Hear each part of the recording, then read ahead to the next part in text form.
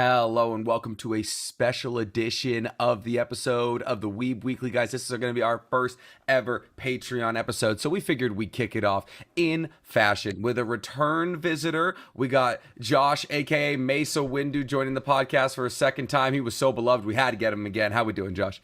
I'm doing good, man. Thanks for having me, gentlemen. Hey, thanks for coming back. All right, I know we're a scary bunch, but we appreciate you. Very intimidating. No, we're a force. And then we also are joined by Darth Choco, Darth Choco. Choco? Chaco. I'm fucking up the pronunciation. First time guest. Thank you for joining us. How you doing? I am doing awesome. I'm excited. I'm mostly cover Star Wars, but I'm a huge anime fan, and oh my goodness, this was a good week for me. We're gonna have to have you on the Weeb Weekly proper then, because there's anime that we got to chat as well. And then obviously I am joined by Tropical Joe. Seems to have adopted a child. What's going on there, bud? I have adopted the child, and I am very excited. I'm rocking my there we go, Millennium Falcon kanji merch. I'm very excited. Trash. And I am very jealous of my boy Mizu out here because he's got all the 10 rings still. I think do you still have the 10 rings? 6 rings. He's got the 6 rings. But yes, how you doing, Mizu? Hey, I'm just trying to channel the force right now so I can have this conversation with all of them. So, listen, if droids can be force sensitive, why can't you? And that kind of brings us to our entire, topic here today. We had a monumental event in terms of pop culture come out. We got Star Wars Vision. We got a Star Wars anime, and we got all 9 episodes thrown at us like they were trying to keep the Star Wars fans happy, and they're like, take this. Japan did some work. It was awesome. Obviously, we've talked about it. People had different favorite episodes. I certainly had my own favorite episodes. Do you guys think this is the best thing Star Wars has done since Rogue One? Oh, you missed a big one, but homie. Oh, damn.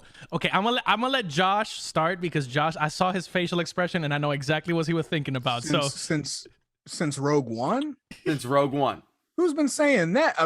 No disrespect. Okay. Here we go. To any of the and just like that. If you're asking me if I think it's the best form of media since Rogue One, I'd probably say no, but that's I love Star Wars altogether. Okay. But I will say that Star Wars Visions as a whole is an absolutely monumental direction that Disney Lucasfilm has decided to take. This is something that I know myself, but I'm sure so many of you guys as well have been saying that Star Wars should do for years now.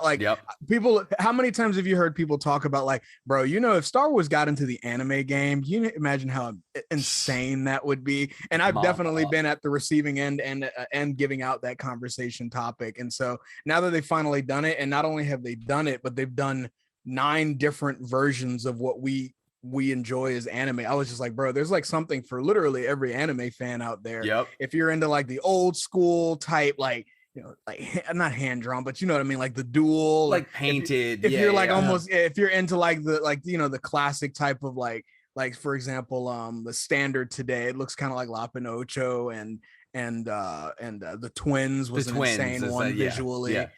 It's pretty much for everybody, and so it was really nice to see the variety, and it was nice seeing Star Wars TikTok kind of have some new stuff to really get into again. I was really excited for that. I was breath of fresh air. I know, but yeah, I really enjoy it. Do I think it's the best since Rogue One? I don't remember being quite as excited for this as I was for Rogue One. But that's how I'll explain it. All right, good. That's a more tame response than what your face suggested when I said that. I thought we were about to get wild out here. I was just caught off guard. I was just like, whoa, that's a big ass question, man. I like to open big. Darth, what do you think? Oh man. I guess I'm here with some hot takes too, because when I walked out of the theater of Rogue One, I didn't like it. Okay. I actually I wasn't. sense a butt coming up. I wasn't a Rogue One fan until this past year when I did my podcast episode on it, and I had people tell me what they like and all this stuff, and then it's moved up a bit on my list. Other hot take: I love The Last Jedi. It and Empire are tied. So already the question is off for me. But Okay. Okay. but you're talking about since Rogue One, where we got Battlefront 2, we got Jedi Fallen Order, we had a bunch of awesome books, we got High Republic, we got we got Mando. I don't know. I just feel like things have been stacked like a lot more than we give it credit for. But this was again like a monumental shift. This is Star Wars going back to its Japanese roots. This is also them saying, you know what? Because originally they were going to try to make all of these stories be canon, but then they said, we want all of these filmmakers to express what Star Wars means to them individually. So we don't want them constrained by this stuff. I think that was an amazing decision to make because we got to go wild, and like the twins goes real wild with it. Yeah. So the twins was, I mean, it got off hinged at points, but then again, so have a lot of Star Wars movies. What about you, Jose? You also seem to have a visceral response to the question. So my visceral response is the exact reason that the child is in my my cup. It's because the Mandalorian exists, and I think that is probably the best live action, right? Because we did get season 7 of the Clone Wars as well, which was mwah. We had a whole different like roller coaster of emotions with the Bad Batch because we thought that it added a lot of context where context needed to be had in terms of the prequel trilogy. But I'm a big fan of the Mandalorian because it brought in the Western inspiration that George Lucas had, and this I think encapsulated the Japanese interpretation. So I would say this was a very special moment because not only did it bring in 2 separate fandoms like otaku and then also like Star Wars fans, but the beauty of it is that Disney took a chance by giving 7 different studios, right, a chance to do it. So like each one of my friends, even the ones that don't like anime, they watched all of it and said, I liked 2 episodes, and I'm like, perfect, because now I have anime that I can recommend based on what you liked, right? So, oh my God, you're right. It's a litmus test. Yes, it's totally a litmus test. So for example, one of my friends hated like Studio Trigger ones. So like The Elder and the twins, they were like, go ahead and recommend Kill la Kill. Yeah, so don't recommend that. Yeah. And they were like, okay, but I did like Lopen Ocho. I did like the Ninth Jedi, and I loved the Duel. So I'm like, okay, there's a few, and like there's certain anime that I can like pick to recommend to you based on like the style that you liked, right? So I would say that it's definitely a step in the right direction. My biggest thing is I think this is just the beginning. That's just what I'll leave my first opinions as. So Mizu, what did you think of the question? I'm gonna have to go with actually the rest of the group and say that it is a great step in the right direction. But then we got Mando, and I feel like the Mandalorian specifically, because before that, everybody was up in the air. Star Wars fans were divided on certain things, like The Last Jedi, or just the new sequel trilogy. A lot of people weren't big fans of the last film of like the Rise of Skywalker and stuff like that. So for a while, it just seemed like Star Wars to a point was kind of down in the dumps a little bit. Like, we're just like as down as the dumps as a $1 billion movie can be. Yeah, very opinionated, very divisive until Mandalorian came out, and then everybody was just like, everybody was coming together. I wouldn't say that everybody loved the Mandalorian. Of course, you got those few who didn't care or something like that, but. The vast majority of Mandalorian Star Wars fans came together for Mandalorian and loved it, and it kind of brought back the hype for Star Wars. And then now we have Star Wars Visions, where like you guys said, they gave different Japanese animated studios the chance to basically do their own like love letter to Star Wars. And again, it's bringing in new people, and like you said, both Star Wars fans, anime fans coming together. But I would definitely say it is a step in the right direction. Is it the best thing out? Well, we shall see. My only critique so far is that I wish they were longer. 15-minute episodes. Yeah. There was like 12-minute episodes, but if anything, I would say I kind of have to tip a hat to being able to open and close a story in that amount of time. I'd say the only Definitely. episode where I saw that I felt like it was rushed, like a story was opened and wasn't fleshed out well, was Akarichi. I think the last one, episode 9. I think this is a hot take here, Oh, but I wasn't that big of a fan of it. Yeah, Akakiri. Akakiri's was like I mean, I don't know what you got. Obviously, this is part of why we have the whole panel, right? Because we want to go episode by episode and get everybody's opinion. But I think Akakiri, for example, was one of the ones that the plot twist was great, but I feel like that would have been a great episode to be like number 8 and not the final episode. Like I would have liked to have the 9th Jedi like be the 9th episode because it was so good. It was so good. It was so good, and it was also exciting to see like all the different things that they added to or expanded upon in terms of the Star Wars mythos, instead of having Akakiri, which was mostly based on like the art style and then obviously like the plot twist at the end. So I think that's something I do agree that it seemed a little bit rushed, but yeah, that's definitely something that we can talk about. But having said that, right? Oh, okay. Yeah. No, I was gonna say, having said that, I wanted to get your opinions episode by episode, right? Because we feel like it's a worthy discussion, since every single one is from a different studio except Studio Trigger. So the first one is The Duel. I never thought I'd be simping for Lucy Liu in heels as a Jedi, as a Sith. That was Lucy Liu. In the Sith heels. bandit leader, yeah. It's news to me. That's wild. Okay, that makes a lot of sense. So first thing, at least for me, this was one of the S tier episodes. Like glorious. I saw the direct influences to Seven Samurai. What was the other big samurai movie that like it? I saw it online because I saw clips from it. It's Yojimbo, I think. It's the one. It literally embodies that one because like the elder is telling the Ronin, oh my god, the bandits are here, we need help. It's like exactly what you expect. And also the style itself and the Easter eggs were awesome. I'd love to see what your opinions are. So Josh, can you let us know what you thought about the Duel? Well, for starters, this is absolutely the episode I'd pick to get everybody into what the series is gonna do. Conveniently, it's the first one. Yeah, it's the first one. Yeah. And I remember I was like, if they're all completely different stories, maybe I could like shoot around. And I was like, let me go ahead and watch The Duel in order. And if that ain't like the greatest way to get people like, okay, all right, I'm down for this. This is different. It's not strapped down to canon, because there's no way in hell, at least right now, we're gonna see an umbrella lightsaber. We've already seen Inquisitor lightsabers, so I guess they're on the right track. But here's my thing: why take it off? Why take it off? Why not fight him with 9 lightsabers? My uninformed combat opinion. I mean, maybe it's easier for one-on-one matchups. Maybe it's to not just be swirling. Yeah, it's like parasoling at them. But yeah, the Ronin is a really compelling character. I really like.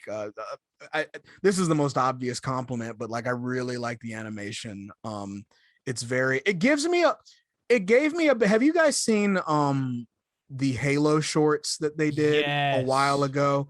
Yeah. It gave me. It's the one where the Arbiter. Why the Arbiter is now known as like a badge of shame instead of a badge of honor. It's like the Arbiter stops believing in like the great journey and everything like that, and so he gets like killed in like a final duel with one of his biggest rivals. The art style reminds me a lot of that one, and the fact that it's called The Duel, it like brought blast from. I was like, oh my god, this is just like that one. But I really enjoyed this one. I too did not know that Lucy Liu was voicing the Sith bandit leader until afterwards. I saw the credits and I was like, oh wow, that I hear it Makes now. Sense. Makes But sense. yeah, I love that like the astromech droid has like a straw hat on his head. They just slapped it on there. That's all they did. Yeah, it was. I was like, does he have a head underneath it? Yeah, I'd like to think not. I'd like to think it's just like brain. It's just like I was like, it'd be so fun if circuitry. I was like, it would be so fun if that was just his actual head. Like it would work so well. But the Duel itself is absolutely insane. The dub, which I think is a compliment for the entire Star Wars Vision series. So far, I think this is one of the few times that like I like a dub almost as much as I like the Japanese dub for it, and I was like, wow, that was really good, at least in my opinion. Do you mind if I interject here? Did you guys Sure. watch it in dub or sub? Both. You watched it in both, like all the way through in both. Mm-hmm. Okay, I'm the fucking fake one here. I thought the whole thing. Here's the thing. I thought the whole thing was in dub. I was like on Disney Plus. I didn't know how to change the language. I was like, this is all in English. And then I had to go to one of the websites because I was away from my computer and I don't know my Disney Plus login. And I was like, there's a sub option. So I watched this 9th episode in sub, and I was like, God damn it! Why didn't I do this the whole time? Now I want to go back and watch Tatooine Rhapsody in sub. Yeah, really, really good. I like Tatooine Rhapsody's singing in sub better than dub. I don't know what Joseph Gordon-Levitt was doing. Anyway, but the Duel was absolutely one of my favorite. I would consider it an S tier episode as well. Really, I like all of them, but that one absolutely stands out above the rest. It might be my favorite. I'd have to go back and watch them all again, but that might be my favorite. It might be. Okay. I personally watched it in dub until like I realized, okay, I have to watch my favorites in sub. So like I did watch the Duel, the Twins, and the Ninth Jedi in Japanese as well, and it was bomb. It was definitely bomb. What about you, Choco? I guess I got to go back. Did you like the Duel? Yeah. Sorry, I just heard two things. Yeah, so the Duel I think was incredible. It was, like you said, it was just a beautiful love letter to Star Wars. You can tell how much, because all of these had different amounts of Star Wars and anime or just Japanese culture sprinkled throughout, but you could truly see the love in this one. There's even a point where they're fighting where like the original Star Wars poster is a mural on the wall while they're fighting. Like even while they're fighting, there's even notes of in musical keys. There are notes from like Phantom Menace, and then in the actual moves that are being performed, they're pulling the small segments from the different films. Like it's incredible. And then, I mean, when he draws out the lightsaber, just how that scene was animated was just so freaking cool. And she sees that it's a red lightsaber. I mean, this is another dark side user, a Sith that is, I mean, that's what makes him a Ronin. Like they've kind of abandoned their ways and are now he's lost his it has been taking down other one. I need more. I mean, we're getting a book out of it as well, Ronin. We are. There's a novel coming out early next year, like a light novel. I think it's a full-on novel. I think it's a full-on. I know some of my mutuals already have an early copy. I didn't ask for it. I should have been on that, but you gotta flex it. You gotta use it. Gotta use that clout. But yeah, I mean, after seeing this, I was just like, okay, I'm all in. It's not my preferred style of an anime, but that's what made this whole experience so beautiful. Is the choices in direction made it certain things just stand out so much more. So yeah, I was for sure on board. And a droid with a straw hat firing off whistling birds, like good as it gets. Yeah.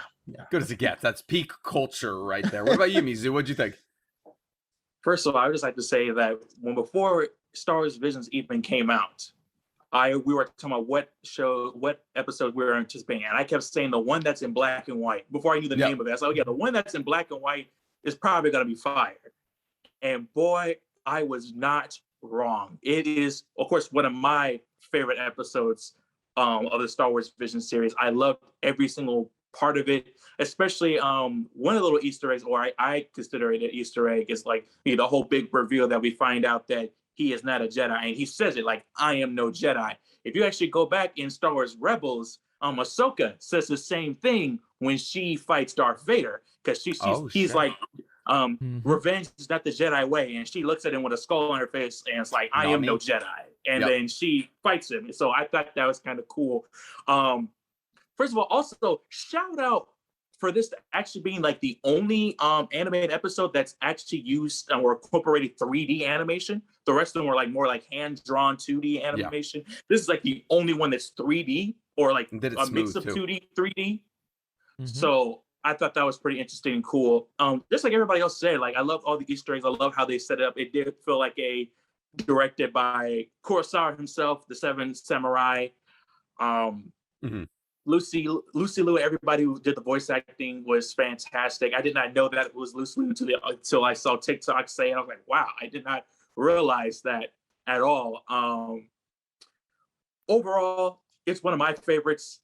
Great opening episode. Great opening episode to this series. And I hate to say, like, I would say too good, to the point where you're just kind of like, I hope every other episode is going to be on this level. Like, because if they weren't, they would have been very bad. Like, it would have been like, okay, nothing. The rest of these are nothing compared to, and which goes into the Bad Batch effect, honestly. The Bad Batch. That's the Bad Batch effect. Yeah. That, and when we will get into the analysis of episode 2, because there's a whole thing I want to say about that. Well, this. Yeah, you said it perfectly. It was a great opening. I think it was honestly done intentionally. It was probably one of the most heavily, outside of La Pinocho, influenced by the Japanese culture, like most in your face about it.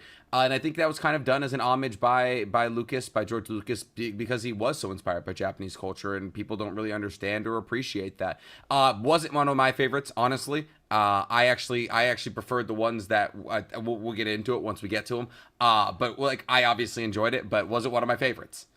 So that brings us to episode 2, though, which, if I'm not mistaken, was Tatooine Rhapsody, which I watched in English for some reason. And I was like, wow, do these lyrics not make any sense? But then again, like, I've been watching anime since I was like 10 years old. So like, lyrics and dubbed songs have never made any sense to me. I thought that was it. I think it was my first episode, like my favorite episode for a long time, because it was very anime.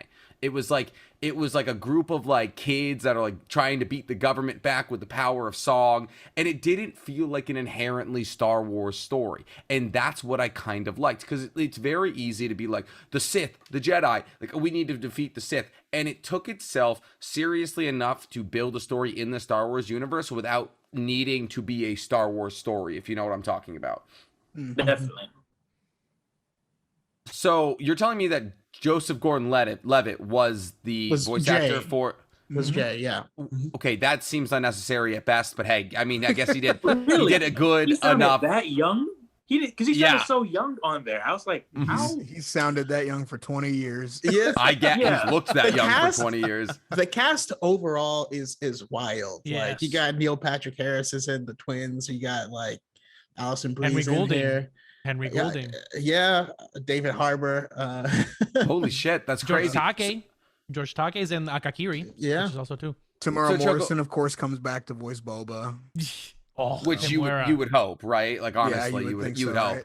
right? So Choco, what'd you think about Tatooine Rhapsody? I mean, I know you watched it in Japanese, like the average sane consumer would.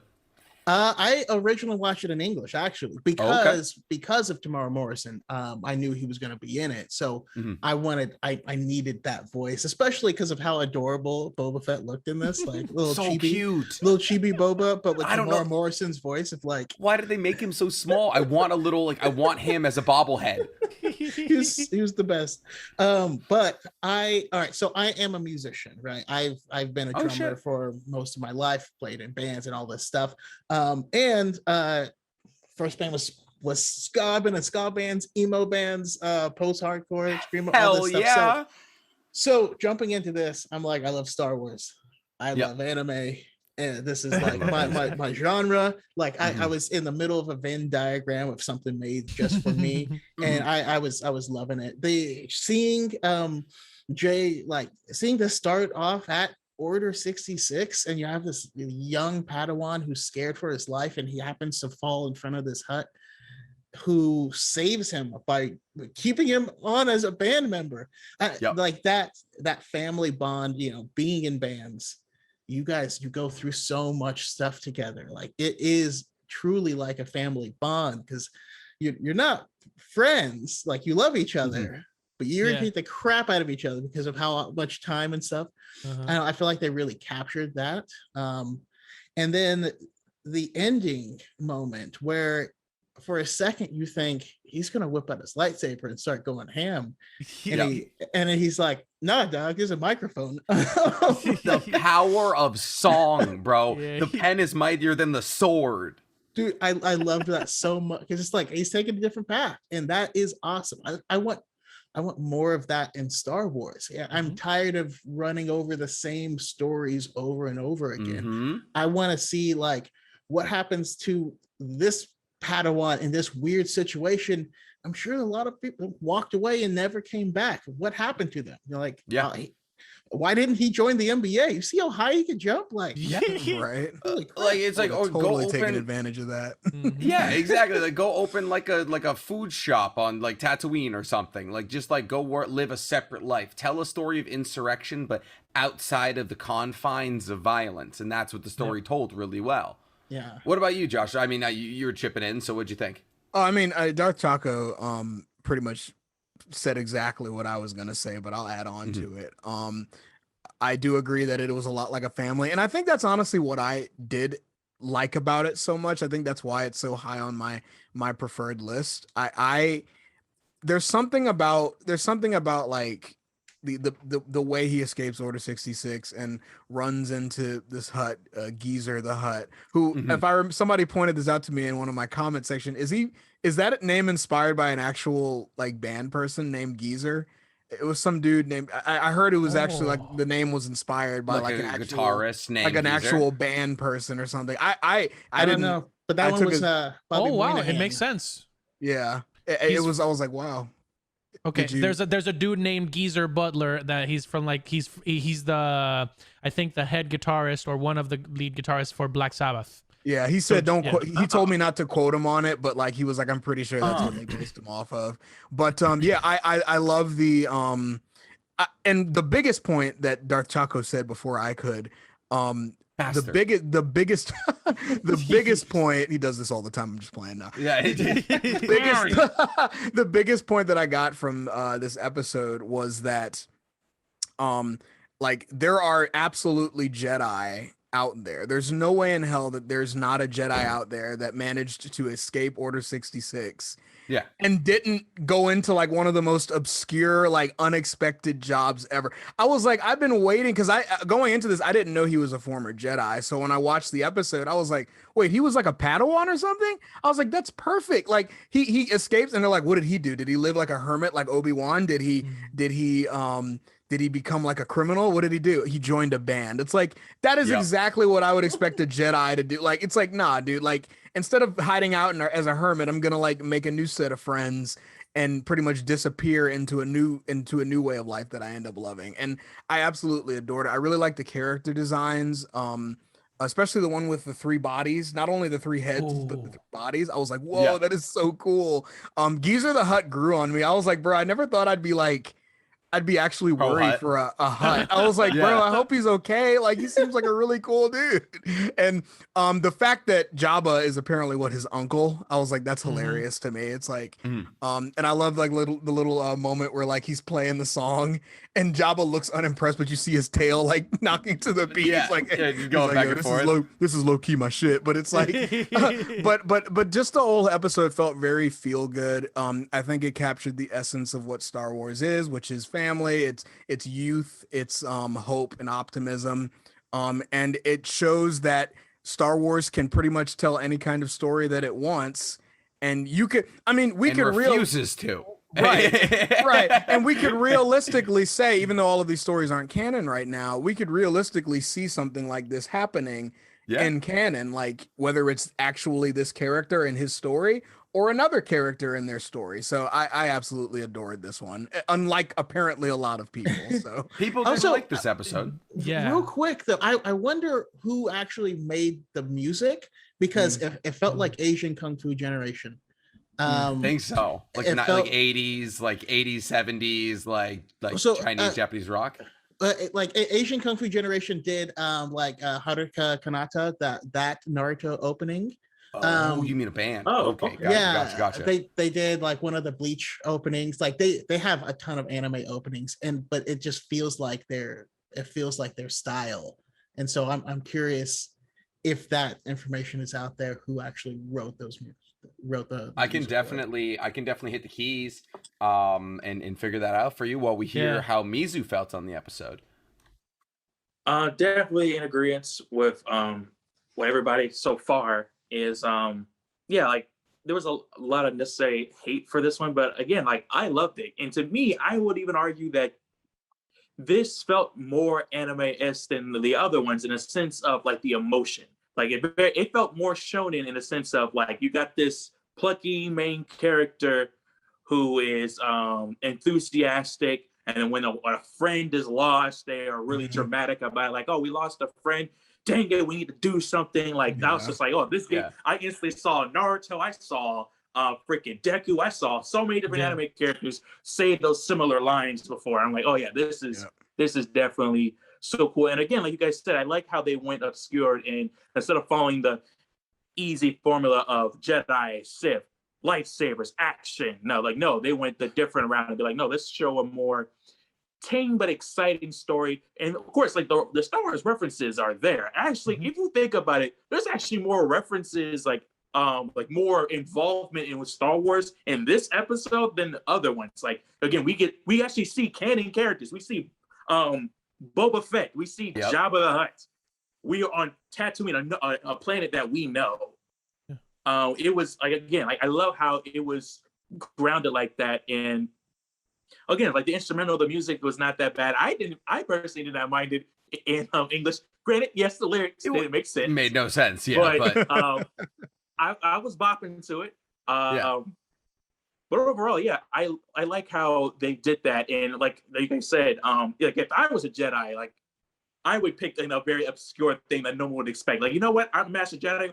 I'm going to open a restaurant. Yeah. No one's going to expect a restaurant. You don't need waiters if you can just force the plates to them. You know, you're just like, hey, listen, I'm saving so much on dividends right now.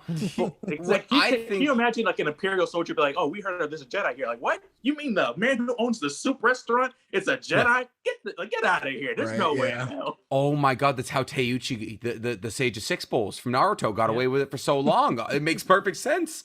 No one would think the Sage of Six Paths would own a ramen shop. What I think this show did, or this episode did really well, it encapsulated rock and roll's ability to like be contrarian against the man.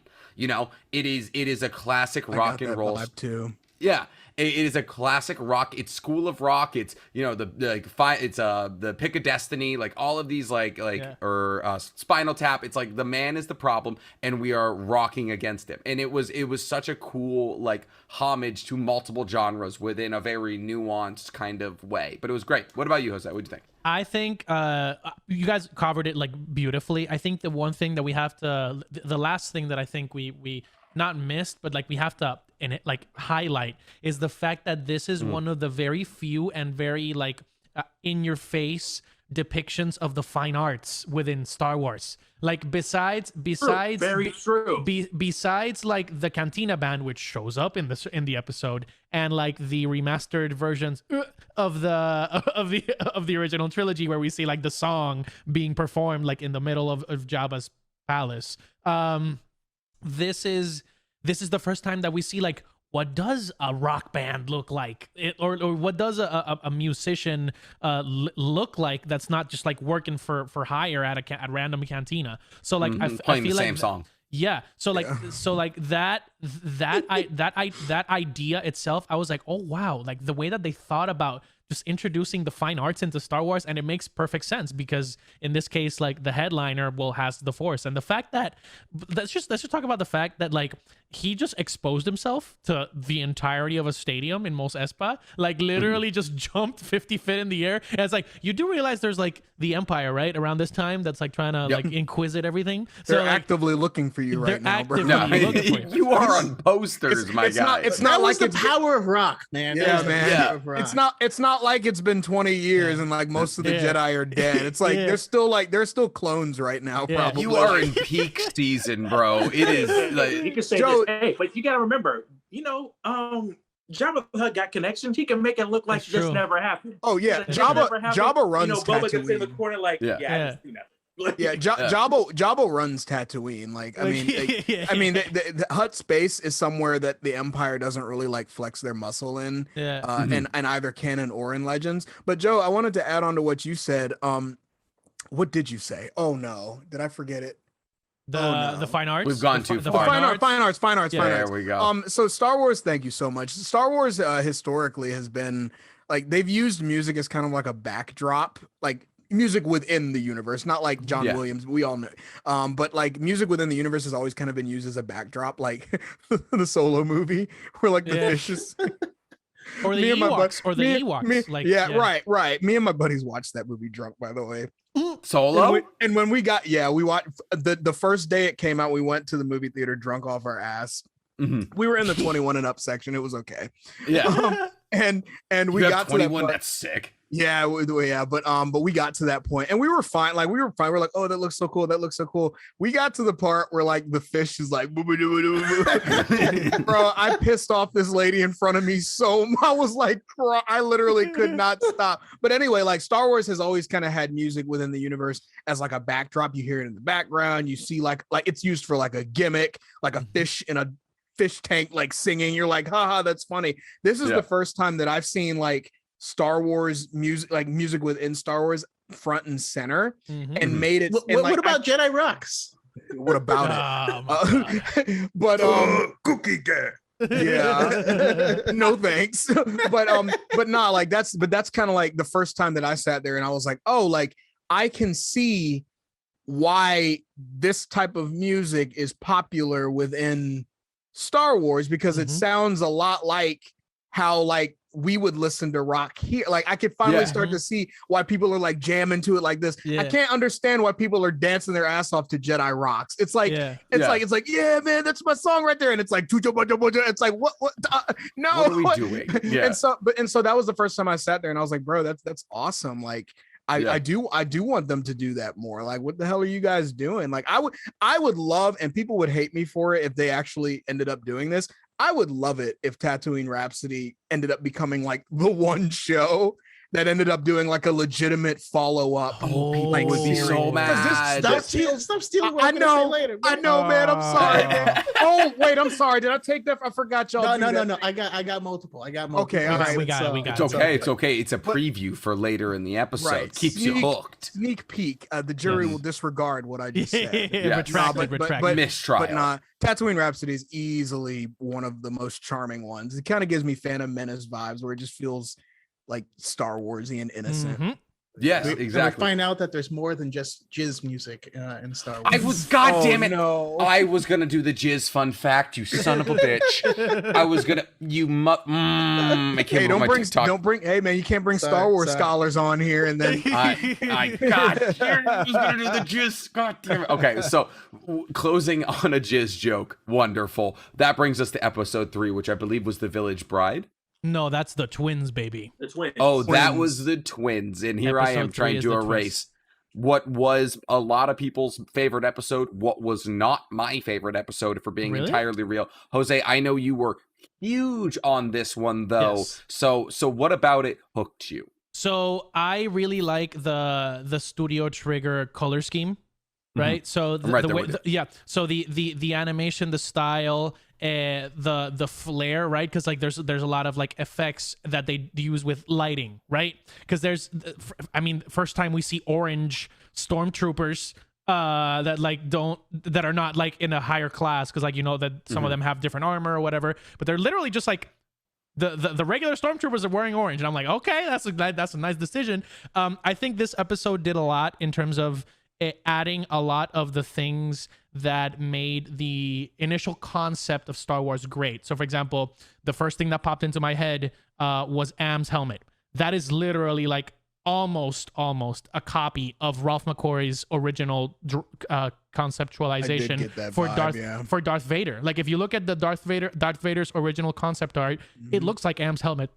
So like they added that. They also added like an extra bit of oomph to the Star Wars mythos, because for example, okay, we saw it's a G class, right? Whatever. Yeah, the Gemini Star Destroyer, right? Because it was like 3 Star Destroyers taped together. Yeah, it was like, okay, this is cool, but the way that the droid explained it, I was like, oh, so the Kyber crystal channels the energy through the dark side user in order to build like such a powerful beam. Like that I had never seen that. I don't know if that's like part of Legends, but like in terms of the canon, quote unquote, you see a different side of that struggle. And obviously the biggest parallel that I think is like twins being born from the dark side of the Force, and is a glorious way to imagine. Okay, what would happen? What would happen if two dark side users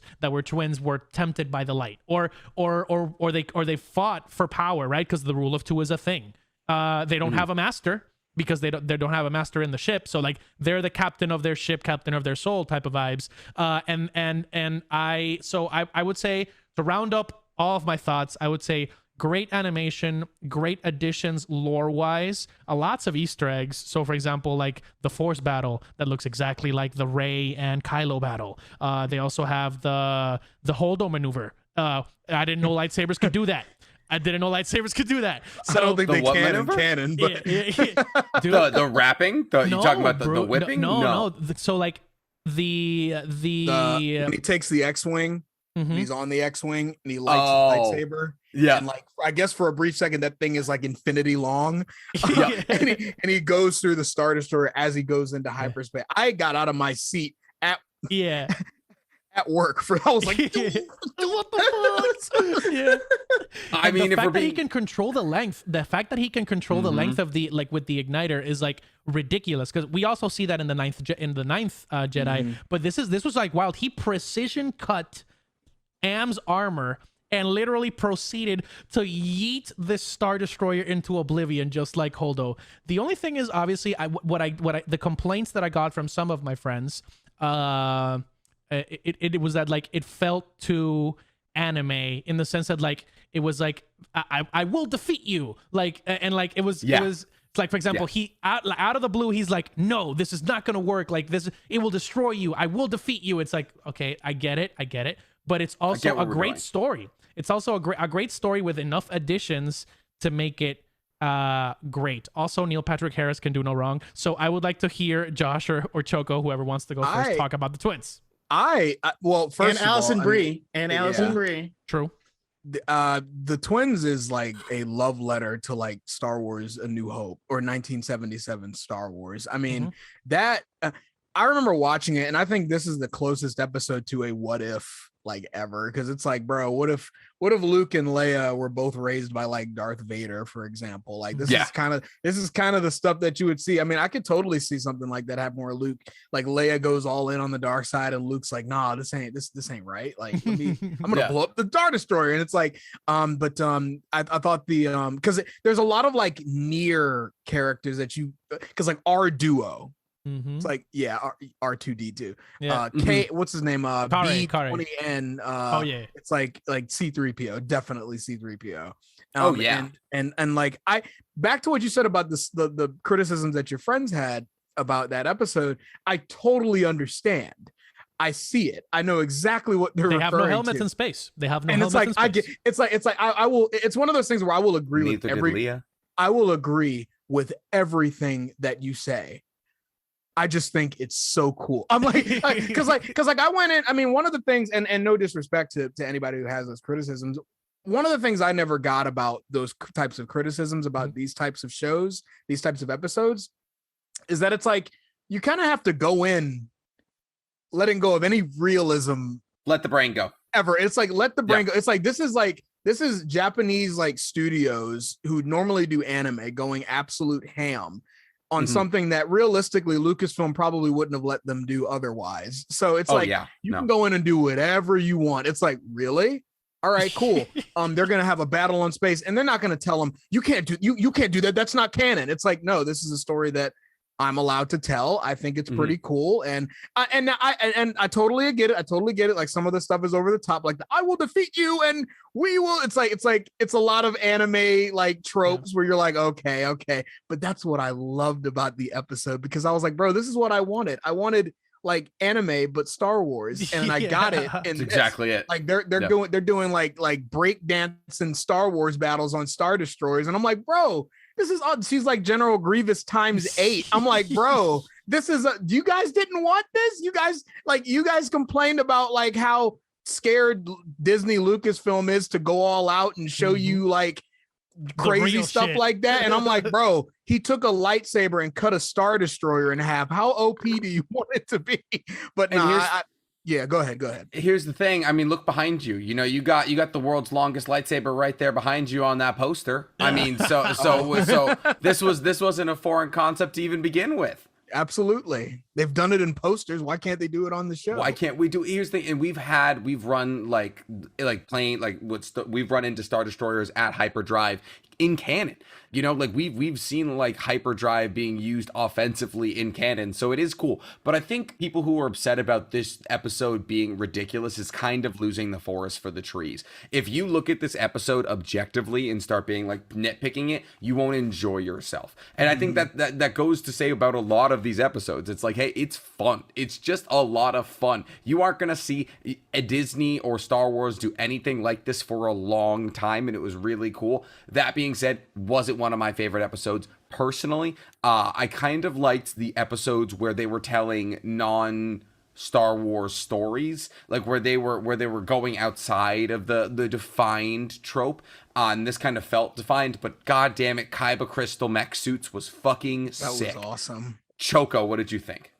Oh man, so this one admittedly is the bottom of my list, but that does not mean I did not enjoy it. If 9 people compete, one person's gonna come in last. Doesn't mean they're slow. It's just by comparison. Everybody gets a medal. And I see those complaints because this one, like all the other ones, did make their own universes and do their own things. This one did play it like real fast and loose to where sometimes I didn't know what was happening. But I saw someone Kamehameha his sister with a lightsaber, and that was dope.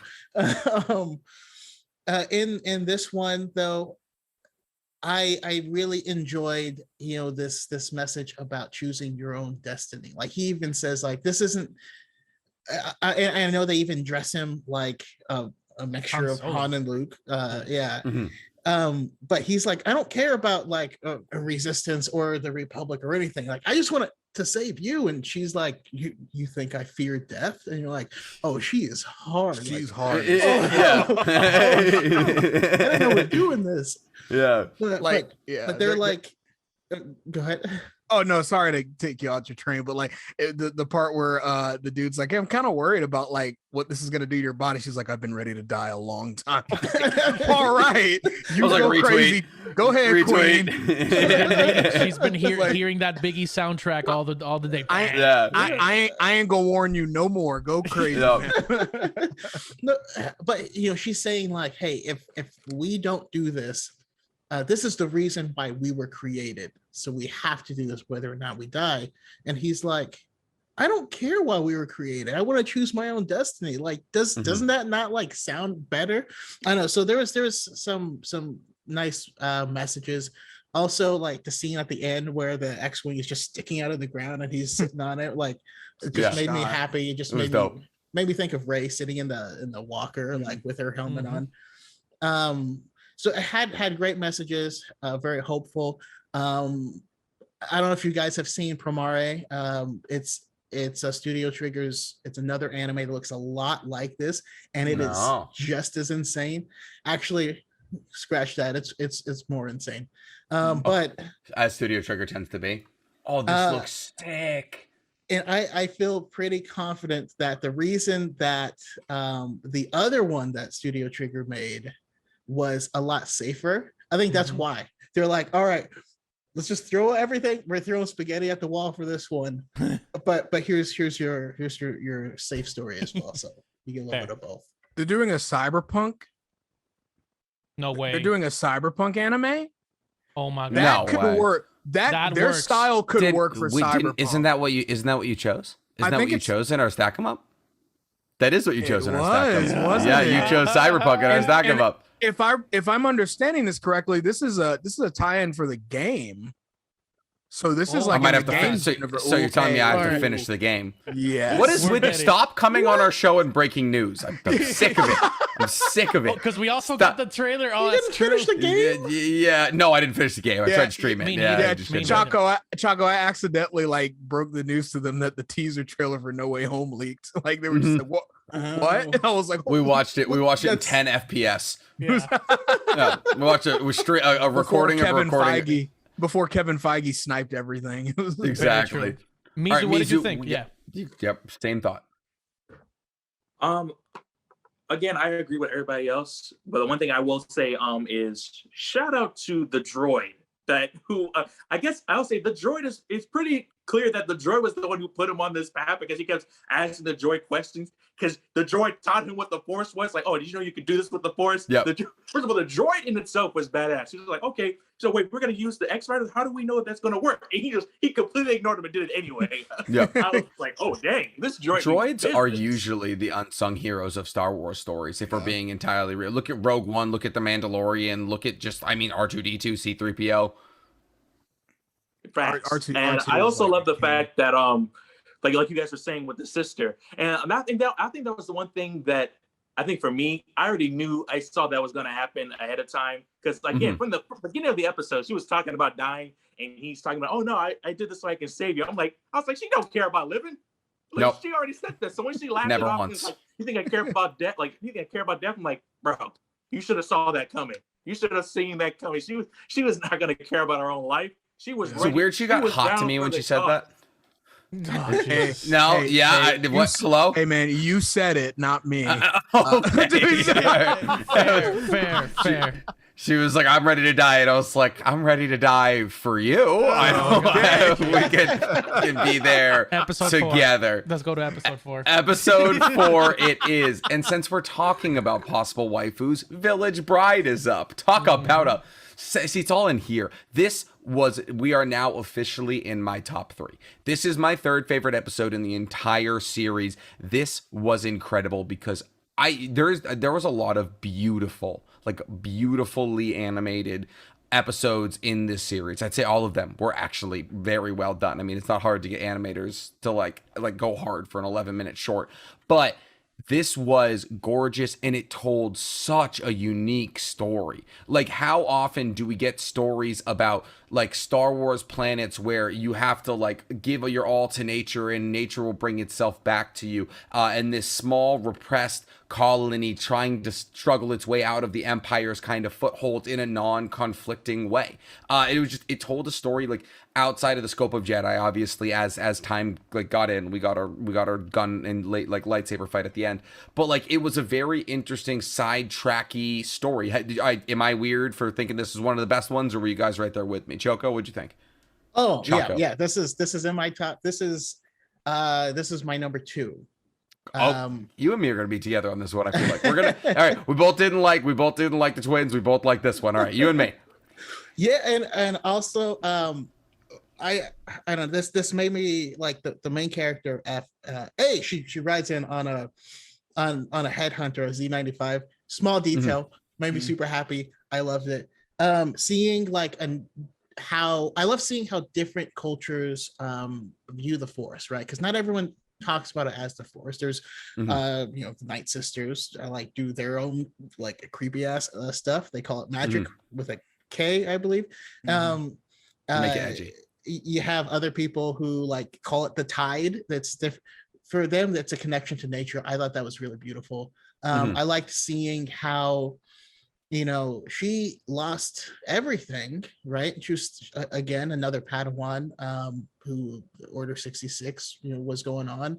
She's doing her thing but hiding herself and hiding who she is, but at the end she realizes what's up, cuts off the braid. And the shoes, I don't even know what the shoes did, but Shoes are sick. but god Shoes damn are it. sick. I want them.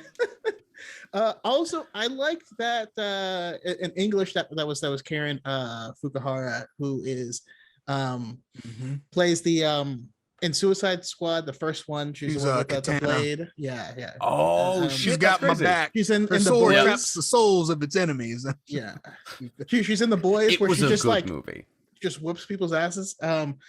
Yeah. So this one was just beautiful. It was simple. It made me feel like nature is reclaiming the planet, like you saw a broken like probe droid and stuff with nature growing over. And it just was like when you eat ginger in between your different sushi rolls, like it just felt refreshing. It felt like, especially after the twins, it was like a beautifully well orchestrated story that was like not anime and not Star Wars. It was a culmination of the two things. yeah, that's exactly how I feel.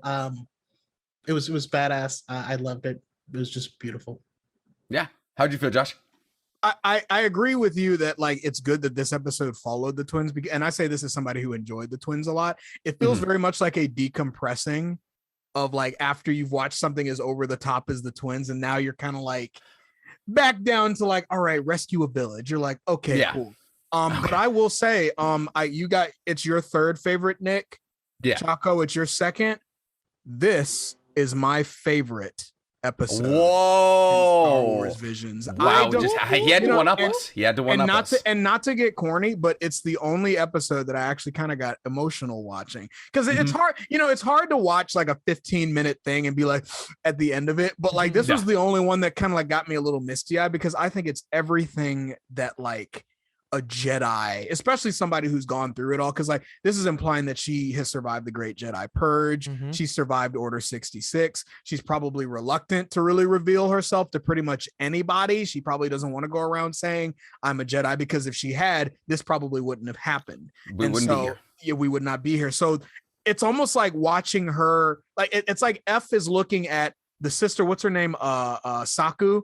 Saru and Haru, it's the two twins. Yeah, and it's like watching, like I think F is watching her and her courage and her want to fight for her village. And F obviously cares. Like she wouldn't, like if she didn't care, she wouldn't be there.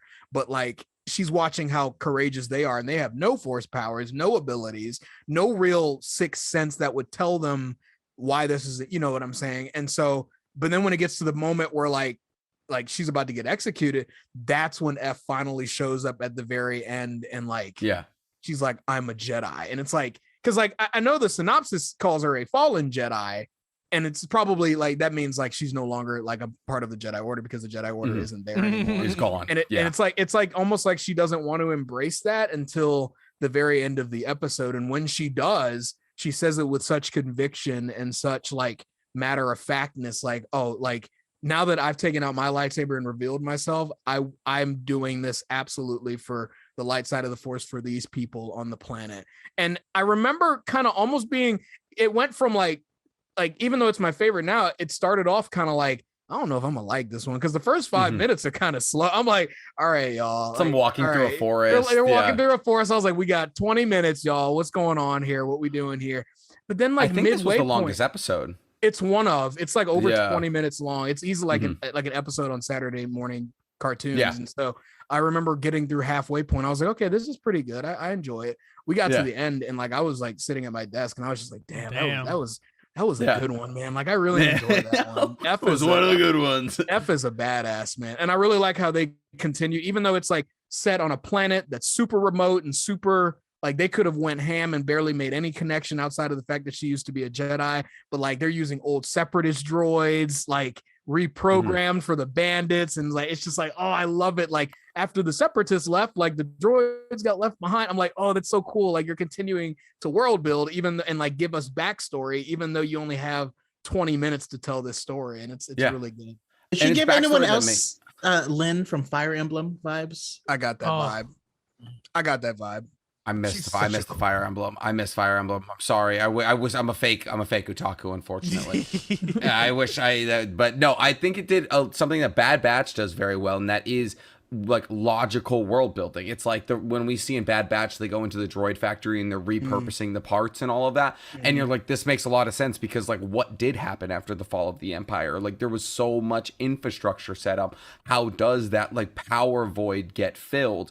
And so I thought in 20 minutes being able to fill in that kind of exposition is so impressive. Mizu, what'd you think about it? Mizu's like, your guys was third, second, first. It was my first favorite. Because where he comes better than you. He's gonna come out and be like, "This episode sucked." Like, no, I would not say that. I will say it's not in my top 3, but I did like the episode because it was like a calm to the twins, and I like how it built upon itself like a slow burn. It also gave me, I don't know if any of y'all are Studio Ghibli watchers, it gave me Princess Momonoke a little bit, Very much in so. the sense of Very the much so, nature, the nature element of it. Seeing this little young couple go through this journey as, and I like how it framed it at first to make you think that they were the main characters of the story. Just her, her husband going through this journey, talking about death in the process, like, oh yeah, we're gonna die, you know, but yeah, we're together. So cute okay. too. Yeah. I was just like, why So is this cute. so sad but so beautiful at the same time? It's like, but I definitely love that. I definitely like how you guys were saying that the Jedi, she is like struggling with her own personal like struggles and horrors, that her PTSD in a sense. And I like how she gets reassurance from this researcher man, old man, who's just like with her throughout the journey. I thought that was pretty cool. Overall, like the inclusion of the separate droids, because you know they made a shit ton of droids during the Clone Wars. So I'm just like, well, where did they all go? They weren't good. Because they weren't good at what they did. Of course, like in Bad Batch, like some of them they melted them down, but they couldn't have gone through all of them. Some of them had to like be left up behind. There were definitely stragglers on some level. Yeah, exactly. Absolutely. So definitely like that. I like how some of these episodes are like maybe other Star Wars stuff as well is incorporating Kylo Ren's iconic stopping the blast with the Force. Because of course a lot of fans at first were just like cool, and some of them like, no, that isn't how the Force works. But I like how they're naturally incorporating that, because it is a dope move. Because it is a dope move. Really dope move. It's a baller play. Exactly, laser blast like that. The twins did it, and now they did the same thing again in this episode. So I thought that was pretty cool. Overall, this is a good episode. Not my top 3, but it is a solid episode. When he did the Force, when she stopped the blast with the Force, I did the Leonardo DiCaprio meme where I was like, ooh, that's the thing from motherfucking. That's the Jose, you've been so patient. I'm very proud of you. What'd you think of the episode? I am. It's time to go against the current lads. Wow. Preliminary booze. Yeah, it's okay. I will say, Choco, Mace, we have an opening on our show. If either of you are interested, rats. I won't. So what I mean by that is that this is what would fall into my A category instead of S. So like, this I expected more. That's the main thing. Like when I first saw the trailer and I saw F. First of all, waifu. Second of all, as soon as I saw, I was like, "Oh, this episode's gonna be looking good." Because and as it started, I know Mizu. I think it was either Nick or Mizu, where somebody said that like it started off with a slow burn. I think it might have been Josh. Very slow. For me, it felt very Avatar-like. Avatar: The Last Airbender, like the connection to nature, the connection of like your power to, and like in this case the Force, to the planet that you're living in. That's exactly what like Avatar preaches, like your connection to the spirituality that happens around the world. And I'm like, oh shit, this is awesome. And like we saw F. Deal with Vaughn, which is just like he for some reason knew a Jedi master in his previous life. So I loved the setup of like the courageous choice to intervene, because that is exactly what she's trying to do. And like I think, isn't she? No, that's another. I think that's another episode. Yeah, that's Lopa Nocho. I was gonna say like, did she cut off her thing for like her hair? No, that's Lopa Nocho. No, she did. She does. She did. Yeah, she cuts off her. She cuts off her Padawan. Her Padawan braid. Okay, we perfect. get 2 Sakuras. Yeah, so I was like, okay, she cut off her. I was like, okay, she's about to like, she's gonna go ham. The katana looks amazing, like, and that move itself, of like the speed burst to like end the fight. It felt very reminiscent of Obi-Wan versus Maul, the rematch in the animated show, because it felt very tactical, right? She was like getting ready to like do it, and then as soon as she struck, everything like got finished. But I expected a little bit more. You feel me? Like I expected like a slight battle, not like the twins, but like some more of a challenge, because besides, she just basically overtook all the bandits. The biggest thing, obviously, we do see an Easter egg for another Corellian YT freighter. So like we see basically this bad boy in the series because they're riding around in a Corellian freighter. But besides the Easter egg, besides the art style, I was like, damn, if they made like a series about F, or if they made something like if they added a little bit more in terms of like I felt like they added the emotional component, but they forgot the juice that they were accustoming. Interesting. Like, yeah, giving us like they were giving All us so function, no much. fashion. Yeah, or all fashion, no function. Yeah, because they gave us like the duel. We had a little bit of fighting in episode 2. In episode 3, it was like a Mortal Kombat essentially in space. But I felt like this could have been one of the best episodes in my opinion, and it just like felt like the one that got away. So with that, I'd say it's the best way. With that being said, I think that's the perfect segue to go to my favorite episode of the damn show, the 9th Jedi. Yep. You talk very highly of it, that's for sure. Josh, Holy I mean, shit. is it your favorite? Do we have 2 favorites? Are you guys twinsy It's here? my number one. It's my number one. That's your number one. Absolutely. Gotcha. It's in my A tier. It's up there. I didn't like it quite as much in comparison to the other episodes as my counterparts and my colleagues did. I'll admit, but I thought it was really good. I thought it was solid. Yeah. What, Jose? Come on, give us the juice and the fashion that this one gave you. No, I think this one is also, spoiler alert, my pick for the one that I would love to see a movie or a series for, because it added so much references from like canon and legends, also amazing voice cast. Simu Liu as the Forge Master, bomb. He's Chung-Chi and he can also make lightsabers. Fucking baller. But also the fact that like it's not a, so for example, okay, the biggest thing for me like lore wise that I was like, oh, they're going this way is, first of all, you can adjust the blade on the fly without any other modifications. The other thing is the color resembling your connection to the Force. Like I'm pretty sure you can for example, the Sith users can bleed they bleed their Sith kyber crystal, their synthetic kyber crystal, and like for some Jedi it does reflect their connection, and usually we associate like Jedi Knights that are very like combat heavy with blue colors, and very force sensitive Jedi with green. In this case, once you're ready to embrace your path in the Force, it just picks up a color. And it changes like that. Like you're depending on your connection. We see 3 color changes within the same episode. I was like, oh, this is basically just like a mood ring. Like lightsabers function like mood rings. I was very excited.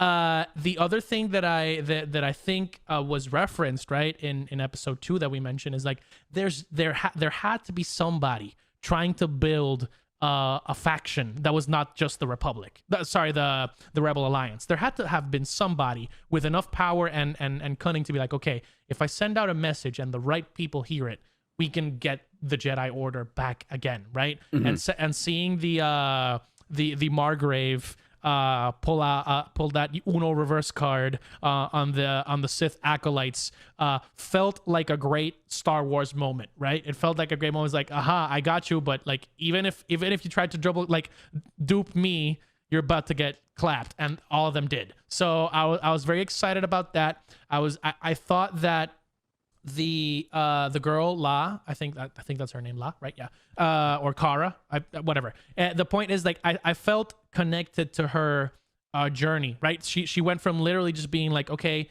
why are you not like trying to help her father, into like being the main character of the like being front and center. And also she was an expert combat like just fighter, just fighter? Like a really good lightsaber fighter. Yeah, she was a really good lightsaber fighter without any training. She went to the Luke Skywalker and Rey school of like of saber battles. Exactly. So yeah. I felt very, very happy with this episode. How about you guys? Chaco, I'd love to hear what you said, since you said it was your favorite. Yeah. Oh man, because that's one thing where the fact that these stories are not canon means that they get to play with some creative license, and I really enjoy that. And so the lightsaber color thing is part of that. And but it wasn't a change just to make a change. It was a change that played a key role in the story, in understanding this universe. And I really appreciated that. I mean, we got 3 reveals kind of in this, and all of them were oh crap moments. Like there was no moment that hit me harder than when everyone ignited their like, imagine you were the was one all guy, the lightsabers. and yours is blue and they're all red, and you're like, I'm about to get dunked on. Yeah, I'm about to get absolutely wrecked. I would just like retract my lightsaber. I'd just be like, it was clearly a mistake. I don't know. This thing's broken. You know, take this. Just take this from me, man. Like you're better. So that we had that reveal, and that reveal hit me harder than like anything. Like the only thing I felt like that emotionally tied to is at the end of Jedi Fallen Order, where we had that reveal. That's the same feeling that I got there. And then the Margrave is like, I was here all along. Like I was the turkey all along. Shout out to Invader Zim if you watch it. But and then but he looks like what you would think a Sith would look like, and he's not. There's just a lot to love about this episode, and watching Cara go through this journey of like she didn't realize that she had this special thing about her, but she does, and it gets forced upon her. Like, no, you have to learn this right now. Loses her father, goes trial on this by incredible fire. And I need this group of people. You know, I'd love to see them continue as well. I don't have a lot of like super small Easter eggs or things like that to say about this, but this is one where I didn't notice a lot of outside stuff because I was so gripped by the story. You know, I was just like along for the ride. Yeah, I loved it. That's the true mark of like good storytelling, is when you're not like Easter egg hunting in the middle of a story just because you are so literally entranced by it. I was a fan of the story. There was a couple of questions I got left with, which is like kind of like didn't sit correctly with me. One, was she catapulting kyber crystals back? What was the beginning sequence there? I don't like, they had like 9 catapults and like all of them were like bringing kyber crystals back. So I mean, obviously we're not going to know the true answer to this, but kyber crystals were on these asteroids that were this asteroid field. So this could be something like it could. So this takes place like hundreds of years after Rise of Skywalker, right? This is way after all the Star Wars, where all this information has been lost. Starkiller Base was Ilum, the planet where the younglings go to get their crystals. So after the destruction of Starkiller Base, I could see asteroid fields that have kyber crystals floating around in them. You know? Yeah. And then so they said that the lightsaber creator, Simu Liu's character, got snitched out by the Margrave, correct? And they were like, the person who commissioned you for these lightsabers is the person who sent us here. Why would the Margrave snitch out the lightsaber creator who can supply all of his new Jedi with lightsabers? I think he explained it. I think he explains that like he couldn't, if he didn't like inadvertently snitch him out, he would have revealed that he was like, he was the person that was like asking for Jedi to come to his place. Gotcha. But besides that, like the story was really cool. Seeing the guy go from like the Sith to the purple lightsaber was really, really cool. Kind of gave us a little bit of backstory, possibly. Obviously, it's not canon, but a little backstory into like how Mace Windu's color like came about. Obviously, Mace Windu's color came about because he was like, I want it to be fucking purple, and they were like, well, we want you to be in the fucking. They're like, we want you to be in the fucking movie. So, but like, it was cool to see that kind of. Speaking of Mace Windu, I know he's somebody's favorite character, and that is Mizu. So, Mizu, how did you feel about the episode? Funny enough, I find it interesting that this is y'all's number one because it was also my top number one as well. Wow. The fact of I loved the tension. I like how we see these Jedi who've been secretly coming together, and they're trying to figure out if the Margrave, this they thought was a droid at first. Like, why would a droid send them here for lightsabers? And we haven't seen lightsabers in years now and stuff like that. I like how at first became like is he good? Is he bad? Or is this a trap? I love how we at first we're thinking as the audience, like, okay, is this a trap? Are they screwed? And of course, we see that it possibly might be a trap because of what happened to the girl's father, the lightsaber smith, and of course that reveal. And I love how just like you guys said, that the lightsaber color change by your will of the Force was such a not only cool aspect that to the point I wished was canon, which is a big thing. And on top of that, it was a good story element because we see her pull to the Force when we don't, but she has the pull, but it's not fully concentrated or there yet. And then when she finally makes it to the planet and they give them all lightsaber and stuff like that, and then we see the reveal of they're all Sith. I was like, I literally sat there because one thing I want y'all to let y'all know, I grew up watching the Star Wars films in order. So I never got that Darth Vader moment of like, oh I'm your father. Because I watched the order. So I already knew that Darth Vader, because I'm not gonna lie, as a kid when he said, I am your father, I'm like, yeah, duh, we all know that. But of course, like 3 movies. Like, what do you, of course. How was Luke just finding out now? Exactly. So for me, this was my like Darth Vader moment, like, holy crap. Like, I did not see that coming at all. Like, so like, oh, so you're telling me that the Margrave themselves not here when the alien said that. Ashamed. Lightsabers red. I'm like, oh shit. Like this was like they're looking for the Margrave. That means the Margrave is the good guy, and he turned out to be there the entire time. And checking out the scene, I like how they set that whole thing up. But just like you guys said, beautiful.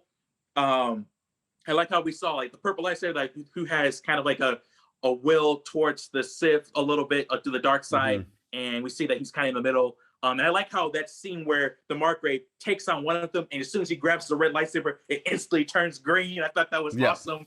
That was a dope scene. When we see the girl fighting, it's faded, but when she's finally getting the feel of the Force, it also turns green as the more she's fighting one of the acolytes. I thought that was awesome as well. I definitely would love to see that would be more a of this. Cool incorporated, like it would be a cool incorporated like thing, like a detail that could be like I don't know, you couldn't write it into canon this late in the game, but like it would just like there's just like things that you can do with non-canon storytelling that bring up legitimately like interesting points that otherwise we wouldn't be able to even talk about. Like Josh, I'm sure. So we're the odd men out here. Like me and you, we're the only people whose it wasn't their favorite episode, apparently, which is good for us though, because technically when we do our stack them up, there's gonna be a lot of people here who don't get to choose their favorite episode as the one they want to see made into a series. So how'd you feel about it? I and let's be clear, I did enjoy the episode. I didn't dislike the episode. I like Josh all of the hated episodes. I freaking despised it. I couldn't wait to talk about it. No, I enjoyed it a lot. To your point, that's the beauty of things like Star Wars Legends in relation to canon. Because they do raise a lot of interesting questions or lore questions that deserve at least some sort of recognition in canon. That's kind of what Star Wars canon is doing with Star Wars Legends things right now. They did it with Thrawn. I mean, Grand Admiral Thrawn is one of the most recognizable, not just Legends characters, but Star Wars characters of all time. He's terrifying. You don't even really need, I know people who haven't even really read the books and knew who he was in the 90s. They were like, oh yeah, the blue guy from Star Wars. It's like, and so that kind of applies to Ninth Jedi. That kind of good segue into Ninth Jedi, because I think since this is, I think inevitably when they cover a time period in canon way down the road, probably 15, 20 years from now, that is set during this time, I could see them taking pieces from this episode and kind of raising the question of what's going to happen 200 years after Rey Skywalker. I mean, like, realistically, I mean, you're always going to have stories to tell in Star Wars. I mean, it's not going to be roses and happiness forever, just like with Return of the Jedi. There's going to be a situation down the road where the dark side comes into play again, like it always will. And what's going to happen? Let's take this and that from the Ninth Jedi. I really like that idea. I really think that idea is really cool. I like the idea of Jedi kind of being maybe not necessarily extinct, but spread out so thin again, and eventually coming together. And maybe unlike the sequel trilogy, like there's actually almost like a coalition of Jedi coming together, and it's like, let's do it. It's like, okay, I see. I do like that idea. I did enjoy the episode. The speeder bike scene was like crisp. I was like, ooh, that was really Yeah. sick. Gave me a lot of on the she frozen was- lake. Oh, yeah, it was so gave me beautiful. She major was return. fucking 'em up. Gave me major Return of the Jedi vibes when Luke sunned that speeder bike and like Yep. he like blocked 2 shots and then he chopped it in half and sent it into a tree. I was like, okay, it kind of brought me back a little bit, but I really enjoyed it. Simu Liu did a fun job. It was nice. He was the only one that I kind of recognized. I was like, oh, hey, let's go. It's Simu. I think because you What's heard up? it so recently, you're like, Yeah, that's fresh in the brain. Right. I saw Shang-Chi like less than 2.5 weeks ago, so he was still fresh in my mind. But I really like the idea of like stray Jedi, not being extinct but coming together. And I do, even though it's not canon, I do like the idea, maybe on a lesser level, of like your crystal being like who you are in essence. I've always been a fan of, I guess, somebody who like grew up on Legends and like, the blue is the combat oriented, the green is the more in tune with the that's always been a neat thing to me. I know some people kind of like the idea of like you get what you like, whatever one you pick is whatever. Like there's Just pick one out of the bin. Yeah, there's big warrior Jedi who have green lightsabers, there's warrior Jedi who have blue lightsabers, there's peace loving ones that have blue lightsabers. Who cares? But like I personally do like the idea of like somebody like a peace loving or in like force attuned Jedi having like a green or maybe even like a white lightsaber where you're just pure. Yeah. Like I like that idea. So like when I saw a piece of it and kind of like inspired that in the Ninth Jedi, I was like, this is nice. Like I do like this idea. It's kind of neat. And I do like the one that gets longer. That was really cool. That's it's like the lighter with like the adjustable. You're like, I just Right, gotta turn yeah. this up a bit. Right. One second. It's more Hang like on. Thundercats. Right. Yeah, it is like Thundercats, yeah. But I did enjoy it. It's up there. It's on the top half, I will say. But I did, but yeah, not my favorite. But still, like, here's the thing: when we're talking episodes in this series, at least to me, it's like with new gen anime right now. Just because I don't say that Boruto isn't my favorite new gen anime does not mean I don't mean it's not a masterpiece. Like we're in the golden age of content currently, and like everything that we've been receiving recently has been so high scale that like if sure it can be my 4th or 5th favorite episode in this series, doesn't mean that I don't think it was like I wouldn't like feast on this if it was the only thing I got in a week, So after the that, Boruto anime right now is actually kind of fire. But you're coming on our pod. Boruto- You're coming on our pod, and we're fucking talking about it. If you've seen 217, I'm you and me, buddy. You and me. no, I'm kind Boruto kind of turned up its engines a little bit. I was like, hold up now. I might have to get back into it. The Shiki arc is as good as the Pain arc, and I'm vibrating. Ooh, over really? it. I'm Yes, not that far. It's so good. Hey, It you're is. talking. It You're is. talking to somebody who's the Pain arc is my favorite arc. The Pain arc is my favorite arc. Okay, I It's believe so you. good. I'll check that Oh. out then. Okay. All right. Speaking of things that were less good, TOB1 is our next episode. You. That's a violation, bro. That's a violation. straight Thank to you. jail. Flag on the Straight to play. jail. Flag. So we have straight my to jail. least favorite. Straight to jail. Unnecessary roughness, Nick. 10 yards. Yeah, you overcooked chicken. Straight through jail. TOB1 is my 9th favorite. Here's the thing, like I just saying, it's not. None of them are bad, but this one wasn't very good. I listen. The pacing was meh. The animation was sick. It gave me not Superboy. Astro Boy. What is Astro Boy. Astro Boy vibes like to a T. The droid that helped out at the TOB1 was also dope. That little droid that like came into like a booster pack was sick. The end fight was incredible. And it was animated. It seemed like it was animated by people who did like Steven Universe. It looked very like Steven Universe-y to me. Outside of that, though, I mean, cool story about like essentially like using the Force and like science to bring back Earth. Like it's a very Jedi like mission, bringing like plants and like foliage back to desolate like Earths and all that. But I was happy it was only 13 minutes. Damn. Am I alone? What about you, Jose? I think this was the Pixar episode. Basically, this was the And this is the Pixar guy too. This is the Pixar, but I think that's cutting it a little bit. Like you need to cut it some slack though. Like it's actually, at least in my opinion, I think this is the most underrated episode. So like in terms of the idea, right? A droid. So okay, just to give you a little bit of context, Force-sensitive droid. I'm a very big fan of Robin Williams, and one of my favorite Robin Williams movie even though it wasn't like super well known. It's Bicentennial Man of a robot that essentially becomes like a human, and it deals with the question of what is to be human, right? What does it Like, mean? Yeah. Yeah.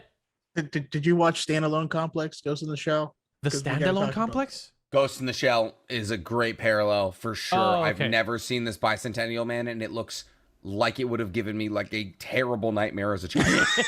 Oh my god, this is horrifying. Yes, seeing Robin Williams be a full droid for like a majority of the movie is kind of whack, a little wild. But like that's what it meant. Like, okay, this little droid, right, or android in this case, is learning about the Force, dreaming. Like, I mean, how many movies have we gotten about like the AI starting to dream and being like, oh, it's getting too scary. Like in this case, this little droid is trying to be like the savior of the universe, as the Jedi tales of old told him to be, right?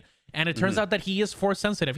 He's also he's also in the Kare, Luke, and Rey school of being amazing freaking fighters. The second people pick up lightsabers, bro, it's like let's get it. It's on site. It's on site. No questions asked for Toby. I think adding the Inquisitors was cool because we first saw them in Rebels, and they were like, as soon as somebody with Force powers pops up, Inquisitor, like Darth Vader's like, get that fucker right here. Get him. Yeah, get him. So it's like Professor X with the Cerebro. Yes. Just like I will fucking find you. Exactly. So I would say I think was it Mizu that mentioned like experimenting with life? Somebody said that. Yes. Credit to whoever said that, because that is also and Nick, yes. So I do have a cap, but like I mean it's kind of take the headphones hard, yeah. off. It's a whole deal. So I would say experimenting with the Force, bringing back life. It's exactly what friggin' like Palpatine sold Anakin on the dark side of the Force, and this dude did it with science. Like a droid did it with science, and I'm like, I guess, yeah. What the hell, bruh? So like the little nuggets of information that they introduced were fun to me. So I thought it was very underrated. What do you think, Mizu? What the dog doing? I'm not gonna lie. I'm gonna say that it reminded me of Pinocchio in the sense of Gave me major Pinocchio vibes. Except he wouldn't be able to use Pinocchio because he has no arms. Oh, his chair has little strings. I mean, Listen, man. I guess, yeah. Pinocchio wanted to be a real boy, and this Toby wants to be a Jedi. Things that he's heard about for so long, and turns out his creator was a Jedi, but he's seen war and what things do and all that kind of stuff, and he's just like, no, I'm trying to leave that behind me and focus on being a scientist and trying to revitalize torn planets that don't have vegetation and things of that nature. I thought that was pretty cool. I was thrown away a little bit by the whole droid being Force sensitive. That part I was like, but then again, I'm just like, this is their free reign. They got to do anything they want. So I took that out. And actually, I was actually more surprised by that than the lightsaber thing, because the reason why I wasn't surprised by that is Grievous. Grievous is not a Force user, and he uses lightsabers. Because he sees them. Because think about it, Grievous is kind of like the Star Wars equivalent of Kraven the Hunter from Marvel. And he takes lightsabers, he kills them, and he takes them as trophies, and he uses them. Count Dooku teaches him as more of like an assassin type way to take down, but he's not Force sensitive at all. And even if he could, I guess he's more droid than he is whatever alien species that he was. Even if Grievous was Force sensitive, Dooku and therefore Palpatine would not let him. It'd be like a Ventress type of situation where he'd be like, I'm not teaching you everything. It's gonna be one of those things where it's like, oh, you're getting a little strong, bro. Hey, Dooku, make sure he gets in an accident in about 10 minutes. We're just gonna go ahead and slow that right knee down a bit here. Right? They're just like working on him in his sleep. I need to push some patches to your next update. It's just like a worm virus. So I would say as well that this wasn't my favorite either. And it's so funny to say that. It's like I actually liked Tatooine Rhapsody more than I actually liked Toby. And the only reason I haven't put Toby up there is because, and I'm not gonna lie to you, if it wasn't for the action scenes of Toby, it would have been at my bottom. It would have been like, I don't. Last fight saved it. It's not bad, but it's not my cup of tea. the action scenes save it from being my least favorite as well. Like I was like, okay, like I was kind of, it was cute, it was fine, and like I said, on a general level, I liked all of them. But like, and so putting it last isn't necessarily an insult to the show or anything like that. But I think about like once I started seeing the fight scenes, I was like, okay, it's not my least favorite. It's definitely like it has its cool moments and it has its charm. So yeah, it was fine. I mean, there we go. Side note, A it also solid reminded me five. of Wally as well. yeah. Oh yeah, true. Well, Wally. it's I mean, think about it. It's like it's that Kind of it's is like the a plot of Wally. it's a classic tale of like, I mean, you know, it's not necessarily even a robot, so to speak, but like any person who's trying to find the meaning of what it is to be whatever they're trying to be. Like, is being a Jedi is being a Jedi something that you actually have to have the power to be, or is it something that if you have the will and the heart to be one? It asks that epic question of like, like if you believe in the Force, if you want to study the Force, I mean, does that make you a Jedi Knight? Can you be a Jedi Knight even though you're not necessarily Force sensitive? Like, what does it mean? Like, I love it that it asks that question, and because I think it's a question worth answering. I like that whole like, oh, you're not a real Jedi because you don't have the Force sensitivity of it. It's like, yeah, but he has the heart of somebody who would, you know. I like that kind of thing. It's cute. It's the Asta, it's the Rock Lee, it's the Mike guy. It's hard work, you know, overcoming a set of circumstances that work against you. You have Choco, no genjutsu. Oh yeah, exactly. It's like, I don't give a shit, bro. I'm gonna punch you in your face. Right? I'm just gonna deck you, bro. Yeah. It's actually funny that you mentioned that, because when you say that people who interpret their own Force, it goes back to the whole Rogue One thing, because of that one character played by Donnie Yen, who believed in the Force, was not Force sensitive, but he believed in the Force and that the Force was with him, and it guided him in what he believed of what a Jedi or Force person would be like. And not to like get off topic, but like that's why I freaking love Rogue One, because like it, like that specifically Chirrut Imwe, who's Donnie Yen's character, because you look at Donnie Yen's character and like everybody will agree, like, yeah, he's not a Jedi as we understand it. He's not going to wield a lightsaber. He's not going to use the Force and force push 50 stormtroopers off a ledge. But I guarantee you the Force was with him when he walked out there and everybody seemed to miss their shots. And I was like, you know, he may not have that ability to manipulate objects and stuff like that, but he has the ability to kind of like get the Force to help manipulate him in order to move into. Or I'm sorry to get cerebral and religious, but like I'm just like, bro, I'm telling you, man, I'm just saying, like, come on, man. He was a space monk in the way that Jedis are space monks, but like he was actually a space monk. like he was like an actual monk, and like that's what the Jedi is supposed to be. So Chaco, what did you think? Is it in the bottom of your list? Where was it? I mean, it is pretty low on my list. There's only two of them beneath it. Which is okay, but I mean, one of the things that I wish, and I wish we can kind of get this across to more Star Wars fans, because like I'm in it. I am in it. Like I've read every canon novel, read 135 Legends novels at this point in time. Like all of this stuff, and so like it's in here. There are, but that conversation of, you know, can a droid be Force sensitive, and then the honest answer is, I don't know. Like, sure, the midichlorians are how sentient beings communicate with the Force, but the Force is an external force. It's more similar to like how the externals wield the cosmic force, which is not something that's in them, it is external to them. Could there be some way that a droid could learn to communicate with it? I don't know. If the Force needed something to happen, could it influence events surrounding a droid? You know, like there are, maybe. And just because there's something we haven't seen doesn't mean it's not possible. Doesn't mean we can't accept it. You see something new, and you're like, oh, that's not how it works, and you're like, will it happen? So that is how it works. You know, like, just watched it. That doesn't work. It does. No, it was in the movie. It does work. So, and there's kind of a balancing act, and you know. So trust me, this doesn't come from a place of not knowing the material, because I'm in it. But when it comes to Toby, well, first I had the Iron Man 2 moment of like, the end of the fight where he's like, all right, come on, and then the thing hops on his back and turns into a goddamn rock, and it's such a badass moment. But I'm like, you want to lead with that next time? Yeah. We could have been your first 10 minutes ago, bro. That was your French opening. Why'd you do your French opening 10 plays in, like 10 moves in here? What are you doing?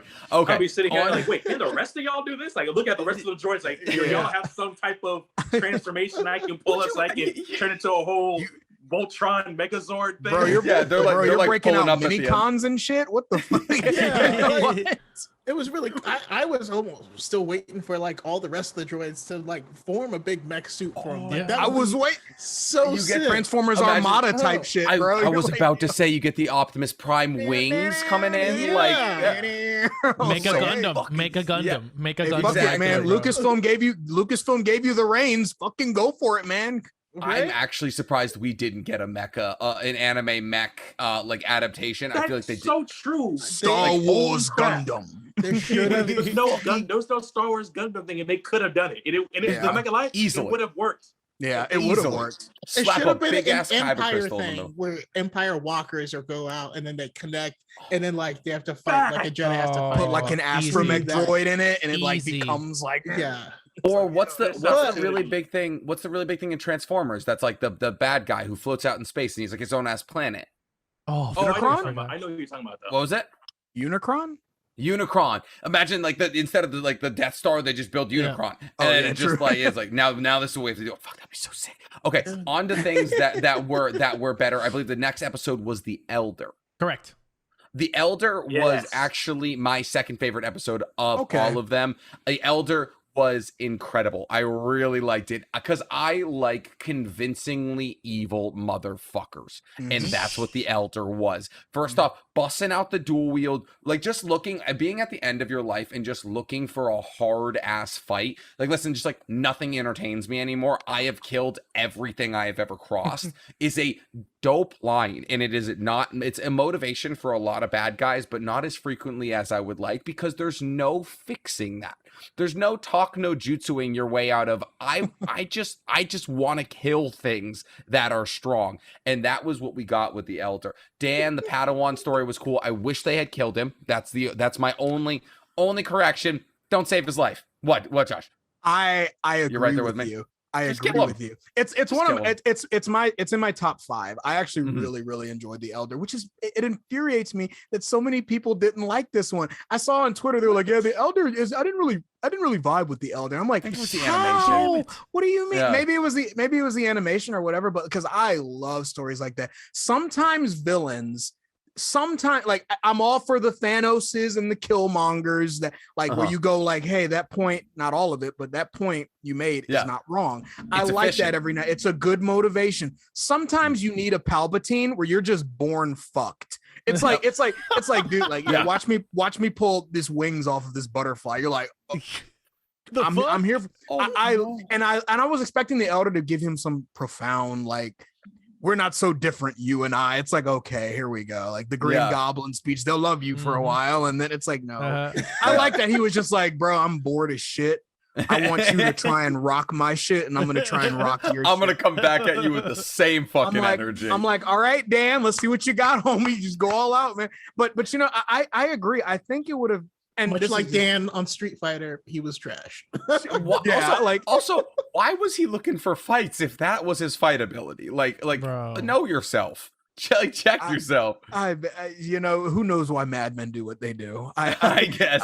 I will say the anime. I enjoyed the animation. I thought the fighting was really cool. I love how the entire episode was that pretty much. Dan is a pretty likable character. I do like him. I do think he got worked a few times. I'm like, all right, man, like have fun with that. Like take a breather. You got some work to do after that one, man. Like you're young, but you're definitely young. Yeah, you're definitely on the young side and inexperienced. But I like it for what it was. I mean, it didn't try and be more. I mean, it was what was it, like a 15-minute episode? It wasn't. Yeah, it was in and out. It wasn't too long. I mean, they went straight to the point. They were like, hey, the dude probably put the episode together saying, I want a fight. And they're like, all right, so what's the Jedi Sith? Okay, so what's the Jedi, Sith, Sith, old guy, young guy, fight for 15 minutes. One of Animate them it now. dies at the end. Yeah, Yep. like one of them dies. Pick one. Let me know who you pick. Say It's like, less. all right, cool. Say less. He woke up like a week before the deadline was, and they were like, "We fucking didn't do what?" Yeah. And they were like, "We haven't even started." And they were like, okay, fight." Yeah. And they were like, "There's already one called the Duel," and they were like, "Okay, one of them's old. Call it the Elder." And Right. that's it. It's like the J. Jonah Jameson scene from Spider-Man 2 where he's coming up with a name. It's like, Yeah. what do we need? The Duel. That's pretty good, but it's taken. It's like, but no, I enjoyed this one. This is definitely a top 5 for me. So I like the who voiced the Elder. He did a really good job. Oh, I forgot. Oh. Let me see. I'm assuming I don't know his name, but I'm assuming it's because he sounded like the father of Po from Kung Fu Panda. He sounded like James Hong, didn't he? Yes, he James did Hong. sound. Hang on, what's it? The Elder. Were Yeah, you right? Were you yeah. right? Were you right? Where is it? The Elder. Oh no, that's James that's Hong. David Harbour. James Wait. Hong. James Hong. He's Yep, the Elder. James Love it. Hong is the Elder. Wow. Yep. And that works so well. I was like, yeah, man, they're crazy. I'm going to kill you. It's like, oh shit. Yeah. Well, what about you? My What about you, famous Chaco? noodles.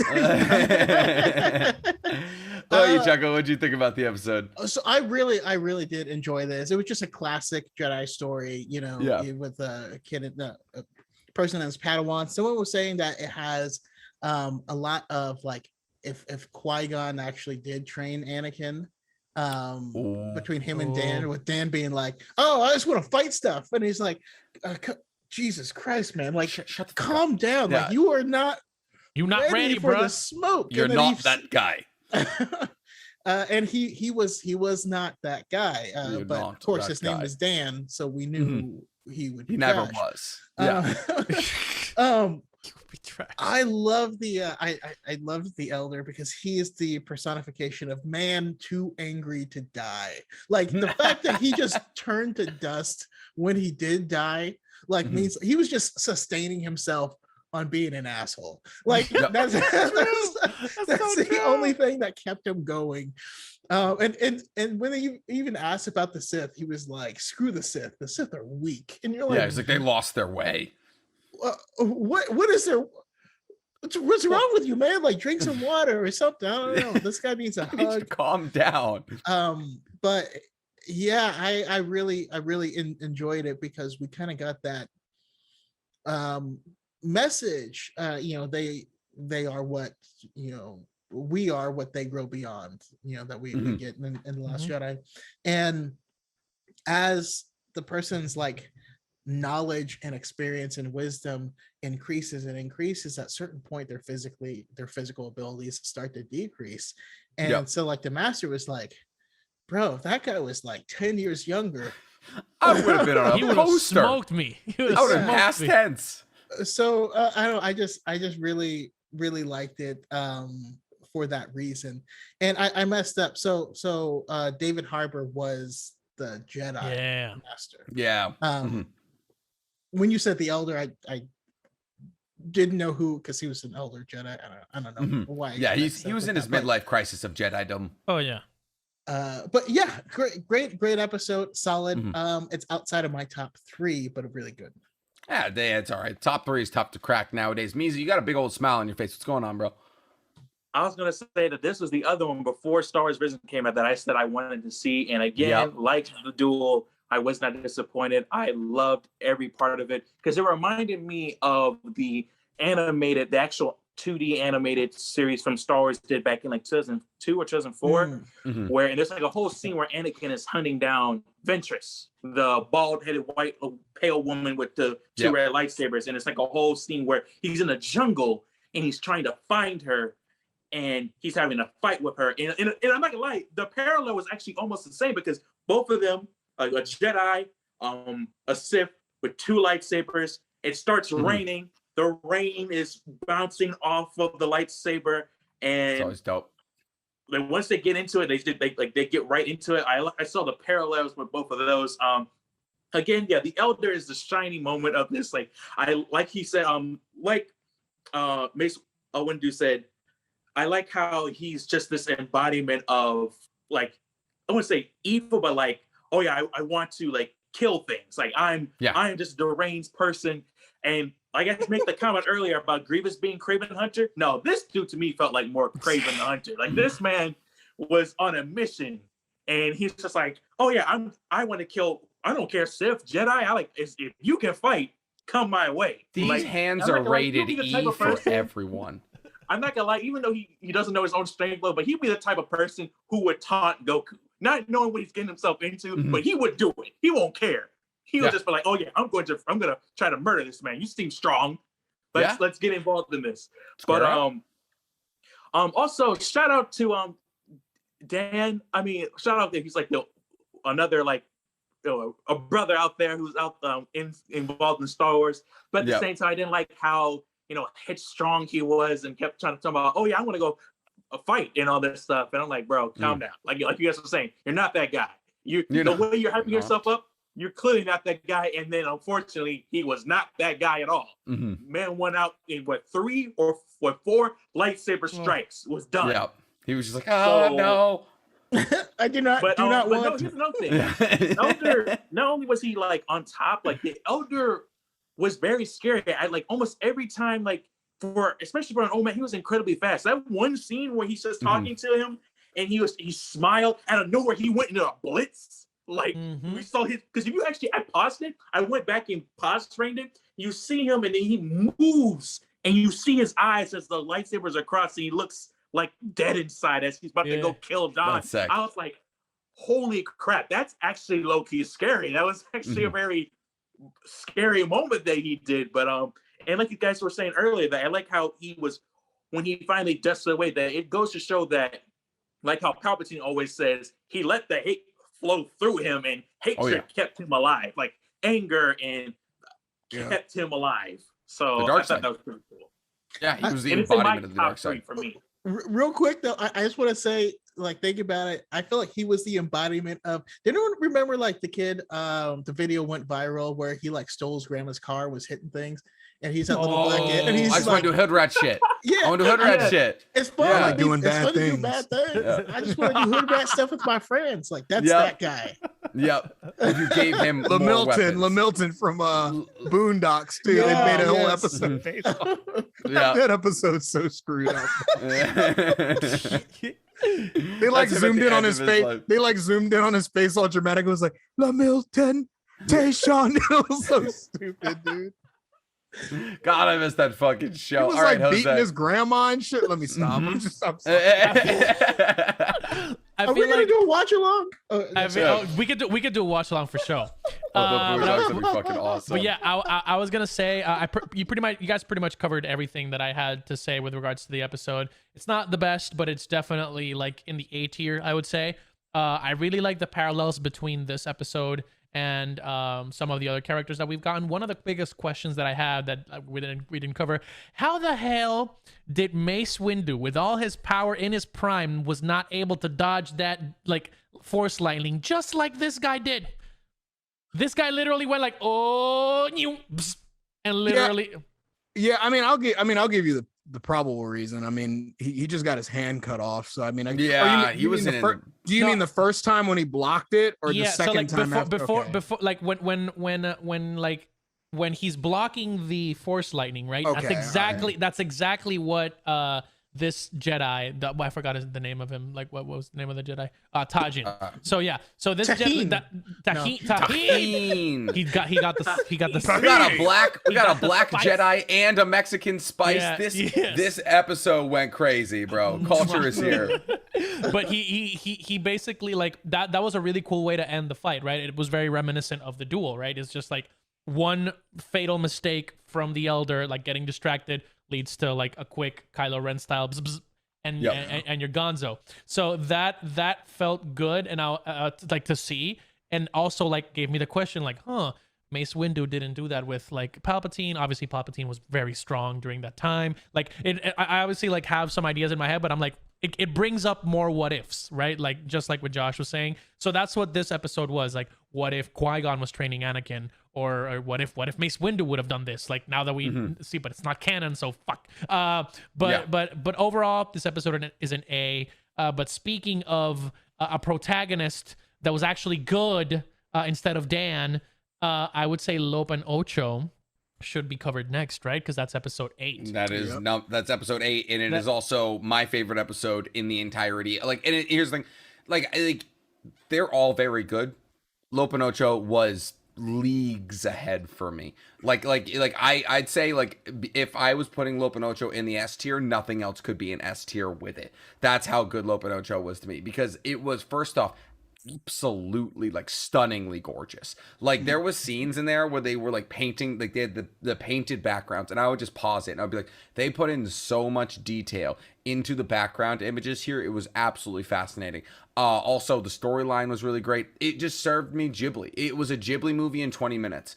Even down to the animation style. The storyline was sick, and also just how many just like cultural Japanese references there was. There was the gates that they walked through, the big ropes over the doors, the family heirloom place, the family sword looked, the shrines. Yeah, the shrines looking like the family sword looking like a katana. Also, if we're being real, Lop is one of the baddest bunny girls I've ever seen. And if you want Nick to be on side with your episode or your show, a bad animal girl is about as good as it gets for me. You know, we got Lop, we got what's the Bugs Bunnies? Lola Bunny. It's just, bro, Raphtalia from Shield Hero. Yep. So it was, yeah. We're all there. So Chaco got Italian for a minute. Oh, yeah. Hey, gabagoo. I've also I think I've convinced my wife to cosplay as Lop. So my man, let's fucking go. Dubs in the chat, everyone. Dubs in the chat. That's gonna be a tough conversation with my girlfriend, but I can definitely try and figure that out. But the fact that also she has a power reader, the connection she had with her father, him losing his other eye, no carrot on it. Yup, the family tie-ins. I mean, was this the guy in your top 3 guys? Because like this is the one I want to be a movie. I'll come out and say that right now. Like this episode made me feel things. It was the episode that made me cry. Damn. I can see why. Why. It's very sweet. I do enjoy. This is one of the episodes that like I saw going in, and I was like, hold on, let me get ready for the Nyan Pasu type shit, where I'm like, all right, this is gonna be everybody going, oh, she's so cute, and completely not paying attention to the story. Yeah. I was going in, and I went in, and I was pleasantly surprised because I did not know it was gonna be that in depth. I like the whole idea of the backdrop of the Empire occupying the planet. The Star Destroyer out in the distance. Natural resources. They're just harvesting natural resources. I like the idea of like a family heirloom being a freaking lightsaber. That's super cool to me. It's like so dope. Because when he brought it out, I was like, oh shit, yeah, that's awesome, bro. I do like the little carrot. That's so cool. The animation is really good. It does remind me of a lot of a studio. Is it Ghibli? Yeah, Studio Ghibli. Yeah. It gave me a lot of Miyazaki's like films. And I think the girl that voices Lop is one of those really, it's like a younger she's like a rising star. She's only like 18 years old. She's only done a few things. She's up. Anna Carter. That sounds right. Yeah, that sounds right. So she's up and coming. So it's cool that they got her to do this. Yeah, it's not my favorite, but it's also certainly not my least favorite. It's definitely one of the ones that I felt like I could watch again. Like that's one of the few that I actually watched in both dub and sub. So I gauge it like that. Like it's like whatever one I watched twice. Rewatch it. Yeah. It's like I watched Tatooine Rhapsody twice. I watched The Ninth Jedi twice. So I'm like, okay, I watched it twice. I really enjoyed it. So yeah, I really enjoyed this one. How about you, Chaco? What'd you think about it? I mean, you did the Raphtalia, so I figured, Animal Girls might be on the docket here. I've actually been against it until you said, okay, Lop. I was like, well, yeah. And then you're like Lola Bunny, like, well, of course. Oh, cool. Yeah. You mentioned Shield Hero. I was like, oh shit. Oh, fuck. Right. Did I just learn something about myself? Oh, we're opening third eyes here. So I don't know. We'll have to do some research. Anyhow. Yeah. Oh, trust me, I've been doing research my whole life. Jesus. No. This one was again. It had all of the So this one to me was closest with like Village Bride, where it was a focus on this beauty. I think I ended up preferring Village Bride because it forced me to sit with my emotions versus like I'm about to feel something. Okay, we got a battle. Like, all right, like this is like thank God I can finally breathe. Yeah, these emotions. I don't need to deal with them anymore. No, that whole thing of how the Empire was colonizing, and then you like the episode starts and there's this young, a bunny girl who's like a slave in whatever culture. And we know the Empire hates non-humans. And this little girl is helping, and dad's just being a dick, and then you're like, this is the dynamic. I guess I already know everything's gonna happen, and that's not what happens at all. No. This was the thing where you had a whole bunch of other, it turned around, it gave you something that was unexpected, and told the story kind of beautifully, because it was not, obviously the Empire is more wrong, but both the dad and the daughter, they were both wrong. And Lop is just like, I don't care, I just want my family, I just love you guys, I just want you guys to be safe, and I want us to be a family. That's all I want. And he's like, I'm gonna like bomb these people and kill them, and she's like, that's wrong, but I love you. And then she's like, we need to join the Empire immediately and give them our whole planet.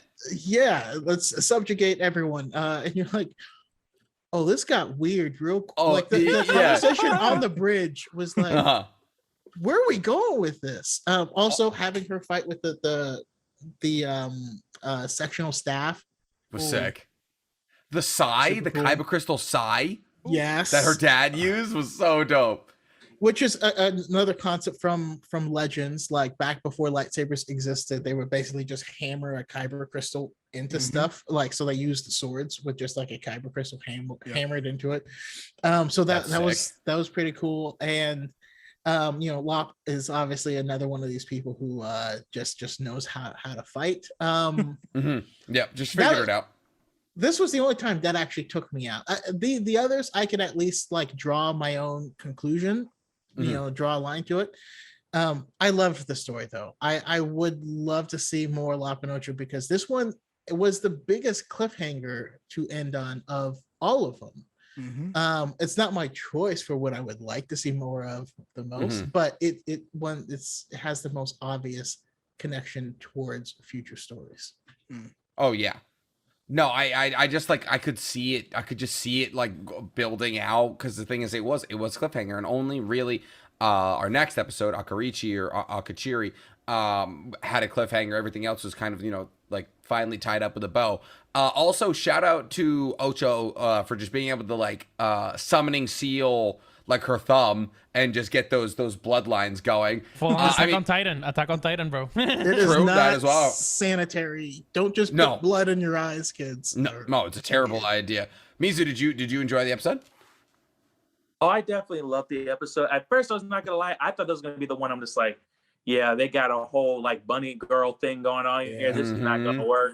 I was like, this is not gonna work. This is like, and in Star Wars too, like, good. I Have we gone a bunny too far? woman? Yeah, I'm not feeling this. But when I watched it, I was like, oh, this is a good story. I like the setup. I like the duality between the father and her sister. One on the Empire, one that's against it, and like she's in the middle. As everybody was saying, I did also like the fact that, like, the whole generational with the lightsaber, that a Jedi came back way back and just trained a person, and that person trained it, like the passing down the torch in a way. But I also love the fact that the father, at first he was seeming like one of those, like, okay, he's gonna be one of those uptight, never gonna change types of people, but he realized that he was losing his actual blood daughter, and was just like, you know what, I fucked up, and I'm gonna fix this. And he's like, this was supposed to be meant for your sister, but like I felt like you deserve it more. And we did the whole little ceremonial thing of telling the little story. I thought that visual cue was awesome. And like what Nick was saying, I definitely can see this continuing on. And of course, that whole thing y'all were saying that it was very random. I was also taken aback that she also knew lightsaber skills as well. I'm like, okay, she also knows how to fight. I don't know. And plus, I would also say on top of that, like there was no indication that she in the episode that she was a force wielder. Like she had the force. No, not really, yeah. She was like anything of that. So I was just like, so does she or does she not? Like they never told us that at all. And well, she was able to pull the sai to her. Yeah, until the end where she like until to the very end. But here's my thing, like, how did he know that? This is my question. Like, how did he know that? Like, what if like he was with a gamble? Just like, what if he genuinely was like a gamble? Like, okay, well, my daughter left. I got this adopted daughter. Oh, fuck it. I'm just gonna give you this. Here you go.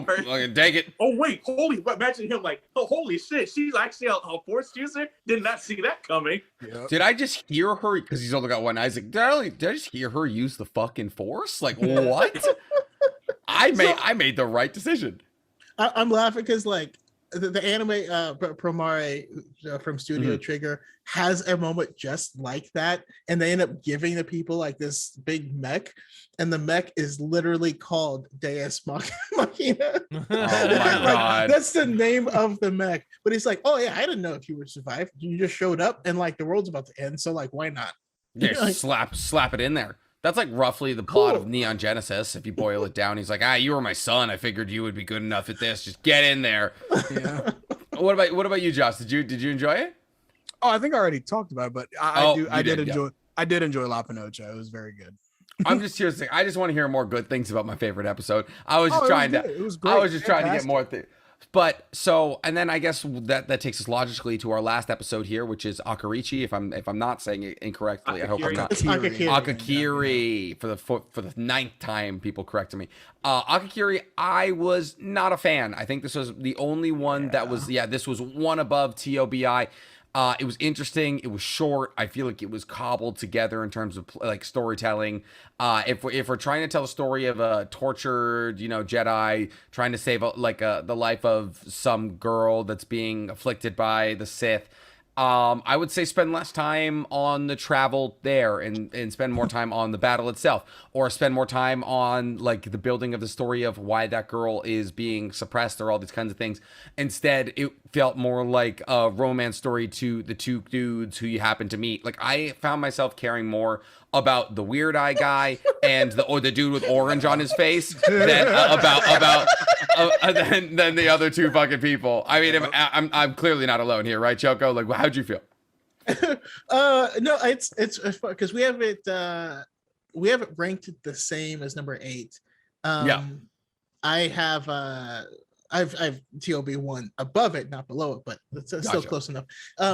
It's the pacing was off. The pacing was off. I didn't care about the story until the very end. Now, that being said, if you watch Clone Wars, this did give me vibes of Obi-Wan and Duchess Satine, and what their romance could have been. And then on top of that, like the way it ended, and the way that and I understand why they stretch it out like that. They wanted to play up the visions of the future of doing something dark. The visions. Yeah. Big brain Disney energy. But overall, also the dark side chick, woof. Masago.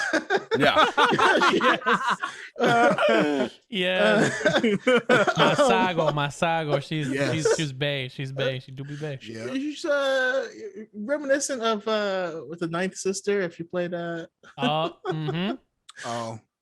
No, she was just built Ford tough. We'll say that. Yeah. Shit brick house.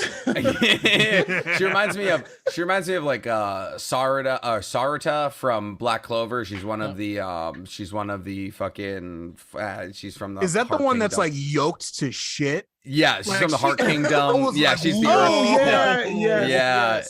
Spirit Guardians. She's one of the Spirit Guardians. Yeah. I was like, whoa. Yeah. In a good way. In a good way. Yeah. Like how what is the grip strength of those thighs? Like exactly. Negative 5% body fat. It's just More Black Clover. Okay, I need to switch over to anime TikTok. Shoot. Yeah, you do. Yeah, you do. Listen, I can start taking up a little bit of Star Wars if you want. I'll gladly. Oh no, I don't Switch know off if I for a need. week. Yeah, exactly. Yeah, go ahead. You get it. What about you, Josh? How'd you feel about it? This was my least favorite. Okay. It's. I understand what they were trying to do. Like my biggest complaint, which is you guys' biggest complaint, it took forever to get to like the actual. And I'm not trying to sound like a casual, like, oh, there's not enough cool shit's happening, but like, not enough cool shit was happening. Not enough shit went bang. If we're being Yeah. real, just not enough shit went bang. I will say that like this had the unfortunate honor of being like the last one I watched, and I was getting ready to go to bed as I was watching it, so I was already kind of sleepy because it was like 11 o'clock at night, and when it took forever to get up, I was like, come on, man. Like I was momentarily contemplating, I'm like, do I gotta skip through some shit? Because like I was like, I won't, but do I have to? Is it just this the entire time? And I was just like, and after I watched it again, I was like, all right, it's not awful. It's not even bad. I mean, on a general level, I like what they're all trying to do. I did like how they incorporated the dyad. I think that's a new like it's a relatively new sequel trilogy idea that a Japanese studio decided to use as a major point of the story, which I did appreciate because I think the Force dyad is like a really interesting concept. So it certainly could be if they flesh it out. Right, exactly, and I think it does it good to like bring it up and mention it in different pieces of Star Wars media. Is that baby? Is that Suki? How dare you, Suki? How dare you rub this in my face? From time, Suki. She's from time to time, like I'll be recording and she's starts like pawing at me in the chair of just like, naturally. Okay, you have to pick me up. Actually, a lot of times you'll see me like recording stuff. She's in my chair behind me. Do you have a dog camera? You have to have a dog camera. I work from home, so I am the dog camera. Lucky. Hell yeah. That sounds base, dude. It's awesome. Yeah. So I mean, Josh, you like that the dyad was in it, but the pacing was shit, essentially. No, the pacing was, and pacing is like whenever I review stuff like this, like whether it's movies or TV show episodes, pacing is always a huge part of how I grade an episode. So if it's off, like if it speeds up and then slows down and then this happens, and if I don't understand what's happening, I typically don't have a fantastically high opinion of the show or movie afterwards. Like there are several movies in recent memory that I was just like, bro, pacing was all over the place, and it reflects that in my ranking. I'm like, I didn't really like it a lot because it was like too much to. And this was one of them. Consistency. Yeah, I like consistency. I like point A, point B. I like complex storytelling. I do enjoy that, but if it doesn't land, it kind of makes it look a little more like. You know what I'm saying? And so, but I like what they were trying to do. Masago is like mommy. Yeah, sorry, mommy. I mean, sorry. I mean, mommy. I mean, sorry, mommy. And I thought the voice acting was good. The pacing it was rough, man. I was like, all right, man. And again, it had the added bonus of being one that I watched right before going to bed. And I was like, man, hurry up and finish this damn episode. I'm not gonna sleep right now. Yeah, fucking shit to do. Had the nerve to not be 10 minutes too. Yeah.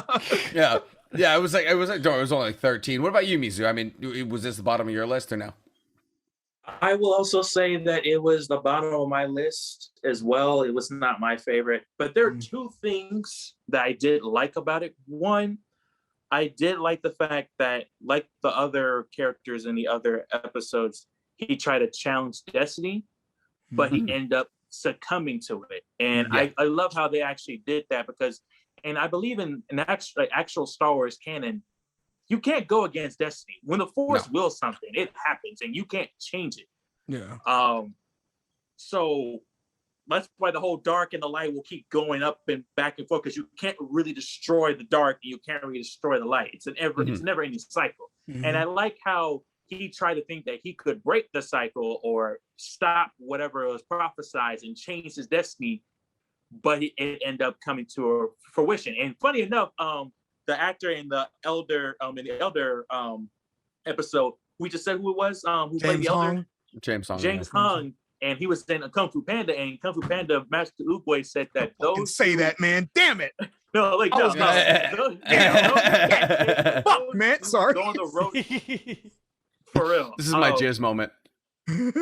Yeah, those, like he said, those who take the steps to avoid their destiny, like just end up like pretty much meeting it. One often meets his destiny on the road he takes to avoid it.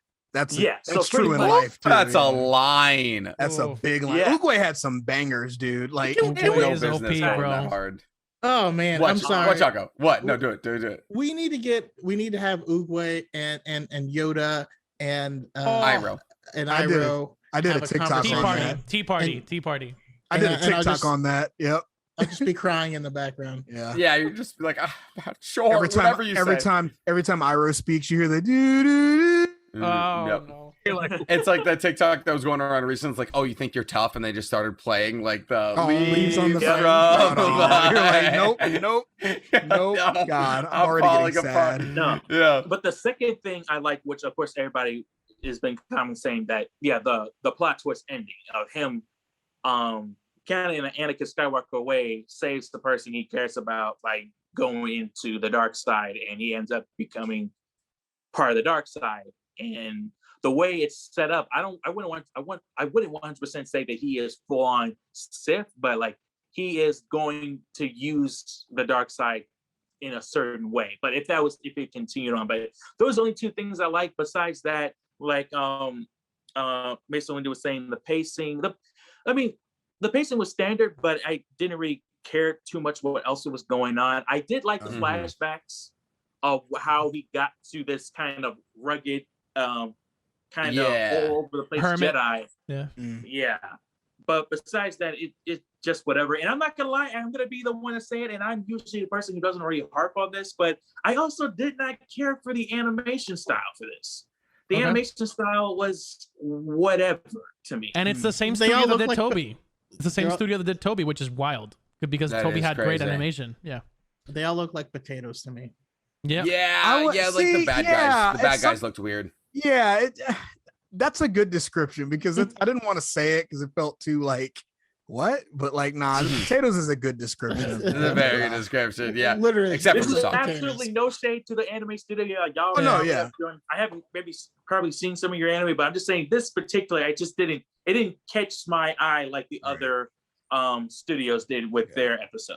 Yeah, immensely talented people that worked on it. Just Yeah. not my cup of tea. Yeah.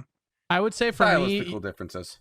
yeah, I would say for me, you guys covered pretty much it. On most of the stuff, I would say the one thing that I loved about this episode is that they basically made Palpatine look like a chump. Like bro, like it's literally like the thing is, Anakin succumbs to the dark side because he's like in search of like what will give Padme the path out here, and Masago built for Tov was like, I will save her with you, but you have to join me. It's transactional. Like Right, it's we can get this done in like very 30 seconds. true. yeah. Like Palpatine is like, I will. You will join, won't you? I always think about Won't like you the take a pulse in his the Princess hand? Fry is like, won't you take a pulse? Yes. Oh, yeah. That's what Palpatine is, and then and Masago's like, I'll give it to you straight, Ron. I'ma do this, but you have to join me. And he's like, damn it, master, I will do it. And they literally save her together. Nobody dies, so it's not like Rey and Kylo. Like it takes so much of your power. It's like, bro, I'ma do it, but you got it. It's a tit for tat, right? Yeah, she pulled a Mercy, like heroes never die. Yeah. I like how Palpatine like he had this whole thing about how like Anakin, if you join me, I can save Padme. Blah blah blah. Yeah. Did that for like 25 minutes. That's it. After Anakin betrays Windu and he's like, help me save Padme, he's like, so I don't actually know how to do it. We can find it together. But I'm sure we can find it. Bro, that could have went south so quick. I actually don't know how to do it. Anakin's like, bro, are you fucking kidding me? On my So the thing resume, about I my bank lied. account- That's actually a So good, the thing about my good bank point account- that Jose brought up, saying that, and yeah, it makes me think like, yeah, she was actually more compelling to make you join the dark side than Palpatine was. Because Palpatine was all words but no action with me. Like, oh yeah, I can convince, I'll say that stuff, but she actually produced results. And I'm not gonna lie, I'll be like, yeah, you actually produced results. Like, I would actually be more convinced to join the dark side with her than Palpatine. Yeah.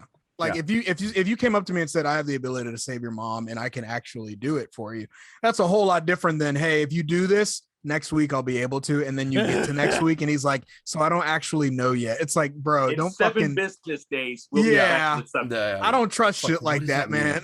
Can I get a small loan of $1 million and maybe I hope to pay you back, bro? Yeah, just like, We'll get listen, around to it, man. it's like she like, what is it, Nigerian princed him, like Oh, more yeah. or less. Yeah, she was like, listen, just give me your social security number, you'll get $10,000 back in a heartbeat. So I mean, that closes the door on all the episodes. Yes, sir. And you know, made it. we kind of talked about it. Yes, yeah, round of applause, great job everybody. We kind of talked about it earlier when you talked about Cyberpunk getting its own anime. Do you guys think this now opens the door for other large name brand, brands to start making anime series? Because from what I've seen, this has been a huge success for Disney and Lucasfilm. I feel like the X-Men anime thing happened. It just wasn't that great. Neither of the it X-Men didn't cartoons hit for though. me. So I mean, if we're being real, Oh, The 90s one? Hey, yo. Ba-da-da-da-da-da-da. That was Bro, hot take city, hot aged. take. classic It hasn't X-Men, aged X-Men well. Evolution. no, it You're hasn't. crazy. You're crazy, bro. You're crazy as hell. Sorry, I'm the bad guy. I'm the bad guy of the podcast. Bold, What about right? you, Josh? Yeah, I someone has to be the contrarian.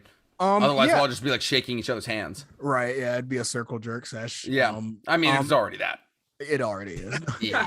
No, I think it does open the door for, I mean, something as big as Disney advertising a Star Wars anime, and it's going about as well as I think it, I mean, as we were hoping it would be. I mean, it's a 95% on Rotten Tomatoes. Everybody who has seen it seems to enjoy at least 2 or 3 of the episodes. Mhm. It's not really meant to be a series that you're supposed to like every single episode. It's supposed to be like a showcase almost, Mhm. where Yeah. it's like, what are you guys into? What are you guys into? And maybe if Disney and all these other big studios see how people enjoy The Elder, or people enjoy the Duel. Ninth Jedi, or the Duel, or the Village Bride, there might be more people on different franchises being like, hey, like something crazy and out there, like, what if we did like a Lord of the Rings anime, like, or what if we did like a Game of Thrones anime? Like, how would you All those feel dope. if we did something like that? And I think it would be, I think we need more anime, like Yeah. testing the waters on different things. Star Wars has been long overdue for like an anime project like this. And I think I know this wasn't your exact question, but like, I think Star Wars, it looks good for Star Wars in the future as well. I would not be surprised if in the coming months, maybe years, we hear something about like a Lapin Ocho Mhm. series or mini series, I need it so badly. and I would be really excited, and I'd be okay with this if they found a way to incorporate into canon, like maybe not all of the stories bang for bang, but like at least some of the characters. Yeah. Like if they were that'd like, hey, like Lapin Ocho, like The they're getting a sister. they're getting a book, like they're getting a comic. It's like, oh, like this is really happening. These are really interesting characters. Like people like F like deserve, I think, a follow-up, like, because like this is like a really cool, like you could do like an anthology series where she goes around helping people. Like I'd absolutely adore it. So I think it looks good for Star Wars animation in the future, and I think it looks really good for animation as a whole. Yeah. What about you, Chaco? Anime is not a genre. No, it's not. So Say it louder. and anyone who It is says I don't like anime, it's because they think it's a genre. Like they saw an anime at some point in time. They're like, I don't like this. And so anything that's drawn by Japanese medium. people they hate. Yeah. I don't know. It doesn't even like make any sense, but I think this could possibly open the door if you're like, I don't like shonen. Cool. You don't want people just fighting all the time. Sure. You want more emotional and complex stories. Gotcha. We have that. That's a thing. Yeah. And I hopefully Here's this Banana opens. Yeah. Here. That one's a little too hard. Yeah, that's too far. Here's your name, and you're gonna be destroyed. And you're Yeah. don't do that to me. But hopefully we are able to kind of get to that point, at least for this effect on anime. This because people who are fans of Star Wars are typically fans of Western culture. Hopefully this can introduce them that direction. As far as the other way around, I love like the biggest thing of my channel is like just don't be a dick to people. Like, you can like different things. You don't have to be. Oh, yeah. You know, you can hate the sequel trilogy, and that's okay. I get so many people who are hating it for really crazy, nitpicky reasons that like don't even quite make sense. But I hope that we can perhaps use anime in more Star Wars projects to let people experience different stories, so we don't get the same goddamn thing every single time to the hero's introduce journey new ideas. Yeah, we don't need that every single time. So this is a way to let people experience new things in a medium that for some reason people accept that to happen in. And I don't know, I think it goes both ways. And I hopefully, since this is Disney is over the top of all this stuff, we can introduce some more anime stuff that is in Marvel, and perhaps because also we have What If in Marvel, where they're also tossing crazy ideas at a dartboard. So maybe we can get Marvel anime. Maybe we can get Star Wars What If. Just do it all. We want it. We want it all. But as a mech Iron Man anime. Gundam. Holy shit. Could you imagine Thor? Could you imagine Thor as an anime character? Like that would be literally Demon Slayer. That would be Demon Slayer. I was gonna say on some Goku shit, dude. Like it's the only way to do real Thor stories outside of comics, in my opinion. Yeah, he flies into the sun like frequently. So I mean, Jose, you were chatting on the possibility of a Marvel anime. I mean, like, do you think that Star Wars has now paved the path for something like that? I do. The fact that it's Disney, right? Which is notoriously very protective of their IP, right? And the fact that they told 7 studios, go off, King. Like, do what you must, do what you like. You know how the sausage is made. Do it the way you want it to do it, and we'll just make it not canon, and like we'll see what happens, right? And so that is the only caveat that I'm like, damn it. I wish at least. I wish they would have made it like it's a canon story very far away. You feel like it's like something like the universe somewhere is you vast. will never fucking see. Yeah. It's the all in the outer rim. It's all in the outer rim. Like nobody. Chances of it overlapping are virtually zero. It's real quick though. I can't tell you when it happened, but it happened. Shout out to Tatooine Rhapsody. They actually came out and said that was the first pitch that they received when they were reaching out. So they were like, this is going to be a canon project. And then they were like, all right, so we're going to do a Star Wars like pop punk rock opera.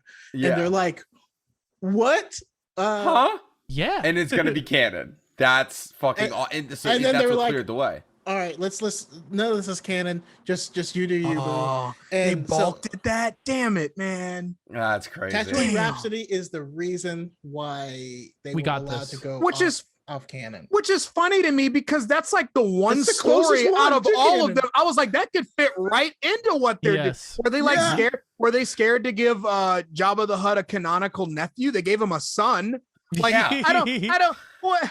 They gave us a Zero the Hutt, which that's insane. Yeah, Mr. Oh my God, don't get me started. They didn't want to get. They didn't want to see Boba Fett like bumping some music like boom. Yeah, they didn't want to give you a reason to sympathize with Boba Fett. That's I would understand if they were like, hey, like we saw the twins and we're like, okay, bet. Listen, guys, like let's make at the beginning of every episode they flash a big message. It's like not canon or canon, right? And I would totally understand if something like the twins and even maybe something like the Ninth Jedi was something like, hey, that's a little too close. Like we were thinking about maybe doing something in the future with after Rise of Skywalker, and now that you guys made this, maybe we should make it not canon. But Tatooine Rhapsody is the one that you could realistically headcanon wise say like, do you know Jabba has like a lot of musicians on his payroll, like John, like like Frank Sinatra and like the Mafia and shit. Like it's like, this is my guy right here. He sings the songs, and then it's a front for like the heroin business. You're like, okay, all right, cool. Like this is how we get the spice. I think it would work for Tatooine Rhapsody. I'm sorry,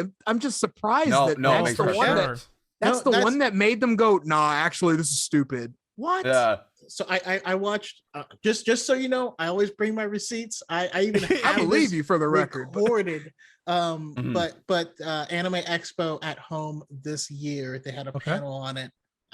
watched and recorded the whole panel. That's what James Waugh said. Good for you. specifically. Yeah, good. Yeah, good for That's you for awesome. just like listen. Always have my receipts. I have the folders. All right, Mizu. So we've talked at length about the possibility of canonizing or non-canonizing animes for other universes and those kinds of things. So what is the impact that this is going to have for us? What is the impact? I mean, you being an anime guy just like me, that you think Star Wars becoming an anime is going to have on the anime community? Do you think that we're going to now see like original anime stories maybe get pushed out of the way in lieu of now receiving more traditional like Marvel stories getting an anime run? Before we start, and I'd love to see like Mizu and everybody else give their opinion. I just wanted to like going off of that like question, right? Acknowledge the fact that like everybody that said don't ruin Star Wars with anime, the fact that we're having this discussion with 5 different people that enjoy very different types of things, and we can all find common ground in at least 2, 3, or maybe even 4 episodes.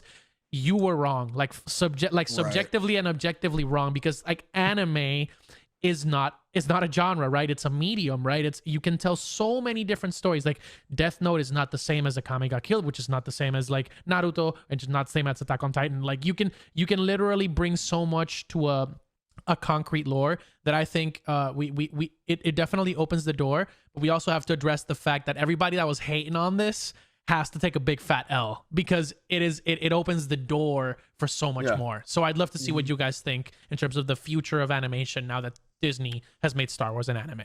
And real quick, I wanted to add on to that, Joe.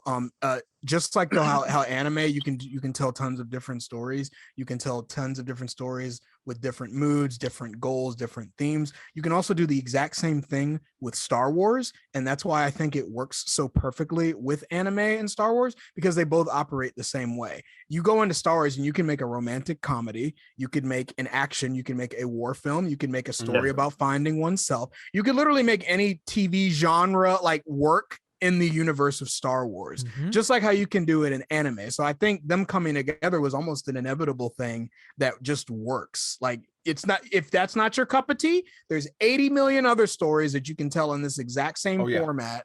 You can tell it from an animation perspective, and it would work for you. You would find something that worked for you. Because Star Wars isn't a story; it's a world. Like it's a galaxy far, far away. Yeah, there's so much you can do with it. Like exactly what you said is there's a million places to go with these kinds of collaborations, and I, like I said, it's just the only fear that I would have is that traditional anime stories would get like side marketed in lieu of telling a Star Wars story, or in terms of selling a Marvel story. And I'm not gonna say it's better or worse. Right. I just say it's just a change. I'd say it offers a different front in terms of what we're going to be seeing. And Mizu, that's more or less what I was asking you. I definitely see this happening for one, because Star Wars is one of the biggest franchises on planet Earth. I think the only one I can think that be comparable to it like that would be probably like Pokemon. Yeah. And the world's with that favorite being anime. said, I can definitely see them bringing anime to Star Wars, and those casual Star Wars people who get involved, or or diehard fans seeing this new medium to watch Star Wars and ponder that question like, I did kind of like this style. Maybe I will go watch anime. Maybe I'll give it a shot. Or I like the way this one was drawn. Maybe I'll find the studio that did this and maybe see what the stuff they made. It is a way. I can see it definitely being a gateway to getting people into anime. And if Disney is willing to go down this road, then who knows what else they would do. Like, I'm definitely open to the idea of Marvel anime. It's not the first time they've done it, but it would be cool to see under a Disney lens of what a Marvel anime would be like. Whether it would be, I think a good one where they would they did it before, but I feel like under Disney's hands would be pretty much more interesting. Would be like if they did the more obscured characters, like Blade and all of them. Oh, a Blade! That would be amazing. Blade anime would be sick. I mean, it would just be like Castlevania. Or you can say like in Castlevania, where they could do the Midnight Suns, the magical Avengers, in an anime format. Ghost Rider, turning into exactly Ghost Rider in an anime. John Constantine as an anime. Did y'all watch the new Witcher animated Yeah, thing on Netflix? It's really good. Yeah, It's we really talked good. about it on the pod. It was funny because, so I'm the big Witcher guy on the pod, and I adored it. Vesemir was way too hot. It was kind of funny. But no, you're right, because that's an incredible example. I mean, these are animated things. They're not technically anime. It's, it's the same vein. It's a media, depending on whether it's made in America or in Japan. But no, that was incredible, and I hope The Witcher does more of it, because it's just like, Star Wars, and just like Pokemon, The Witcher is its own universe with 3 games and multiple books and all these kinds of things. So I think we should get into maybe looking at that stack 'em up there, Jose. And since I came in 3rd place last week, I get to go last, which is a unique experience for me. And I think, so here's the thing. So obviously we're gonna have our guests go first. We've never had 2 guests simultaneously though. So I'll pick a coin. Okay, so let's see. okay. I was gonna go with something more dramatic. Oh, what were you gonna do? Quick question. Yes, Do I get to make a pitch, or is this just the words? absolutely, And we absolutely, Yeah, absolutely. Yes. This is This is your floor. This is your floor to like Make your just own- say it Okay. or like give a pitch. Okay, got it. Nick, how would you like to decide which of Josh or Choco goes first? So, Josh, Choco, if you were, like hypothetically, let's say someone has received more percentage of the vote, but another person has received more numbers of votes. Who would? No, I'm kidding. Fucking choose coin. I don't care. That's what I got was gonna screwed say. multiple. I got screwed multiple weeks in a row because I had a higher percentage but less votes. It was Mizu was on the winning end of that. Okay, heads or tails? Okay, so Choco, choose heads or tails. Tails. Miles. 51% It's of the flipping. time. It is tails. Tails never fails. Okay, so 51% of the time. Choco goes first, and then it'll be Josh, me, Mizu, and then Nick. This loser. So the question of the week for those of you that are listening or viewing is, which one of these episodes would you like to have a movie or its own mini series / full fleshed out season, fleshed out based on its story? So Choco, tell us which one you're picking. All right, so you're kind of killing me here with the game, because I feel like if I choose the Ninth Jedi, I'd be more inclined of winning the game. But Yep. but I gotta be true. Gotta be true to your heart. Look at you not pandering. He already knows not to pander. Congratulations. We didn't come to that conclusion until last week. I'm going with Tatooine Rhapsody, because I can see so many amazing stories that could be told within Star Wars Different in bands. this. Yes, there could be different bands. You could have a whole arc that's a battle of the bands. But more than that, we have like Jabba is now backing this. What if they can book a gig in a location that Jabba can't get to and he wants them to run spice there? What if the guitarist's guitar breaks and he goes to a seedy local person to get it fixed, and they're like, yes, but you have to do this thing first, and then that lets them break in and like steal stuff? What if they try, because they are a front for like, they're a band front for a criminal organization. Jabba's going to be planning heists and stuff at the same time. I just see so many different types of hijinks that this group can get into. Like, if you've ever been 17 years old in a band and your car didn't break down on the way to a gig, that's a whole thing in and of itself. You don't know humble. If your car doesn't break down on your way to a gig. And I'm a drummer. Do you know what it's like?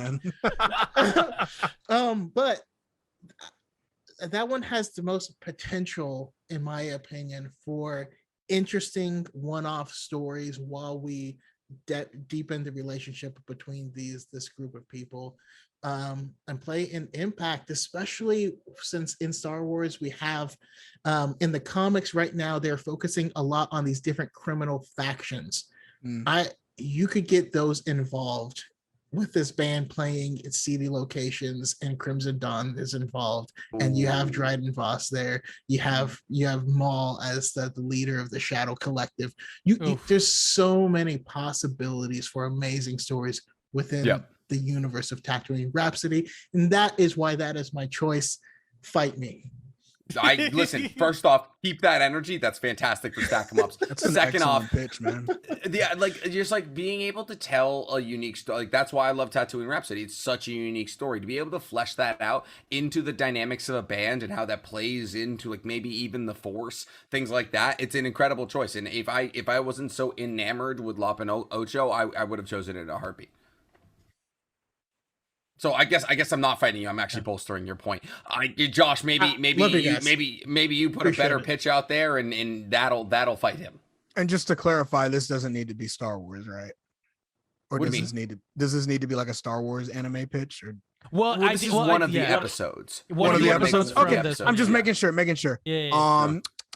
Tatooine Rhapsody was, honest to God, my choice. Yep. That's And then exactly you what We've all happened been in Stack 'em Up. swiping. Yeah, we've been swiping each other. I love you, It's so Josh. important. I love you, Yeah. Josh. Yeah, I get that a lot. Mhm. I made a whole poster about you. Yeah, we're not talking about it on that podcast. Don't bring it up. Don't talk Mm-hmm. about it. We're not talking about it. That is a Push it running down. gag. Nope. All right. No.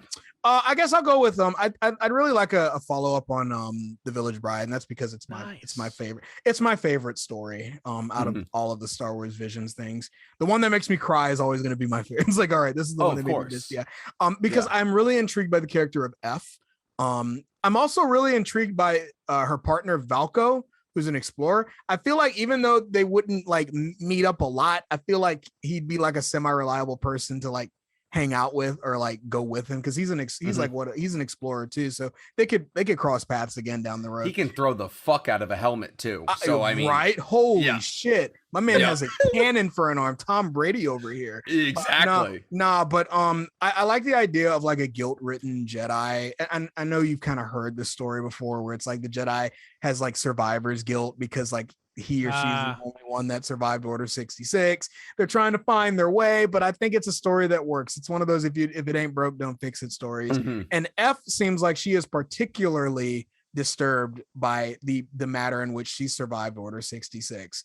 Because she had a lot of friends who died. I mean, most Jedi did, but she had a lot of friends who were probably close to her who died by their own clones, for example. And so I would love even if it wasn't necessarily like a seasons of a series, it'd be really cool if they kind of gave her like an 8-episode like mini series arc where it's her like maybe something like this, where she kind of realizes like, hey, I still need to be true to myself and therefore true to my Jedi ways, which I still believe in. And then as you get to the climax, she's fighting an antagonist. Maybe it's an Inquisitor, maybe it's Darth Vader, and maybe even end with her like maybe meeting her end there. I mean, I don't know. Like she kind of like it's you're following the point of view of a Jedi who is fated to die at the hands of Darth Vader.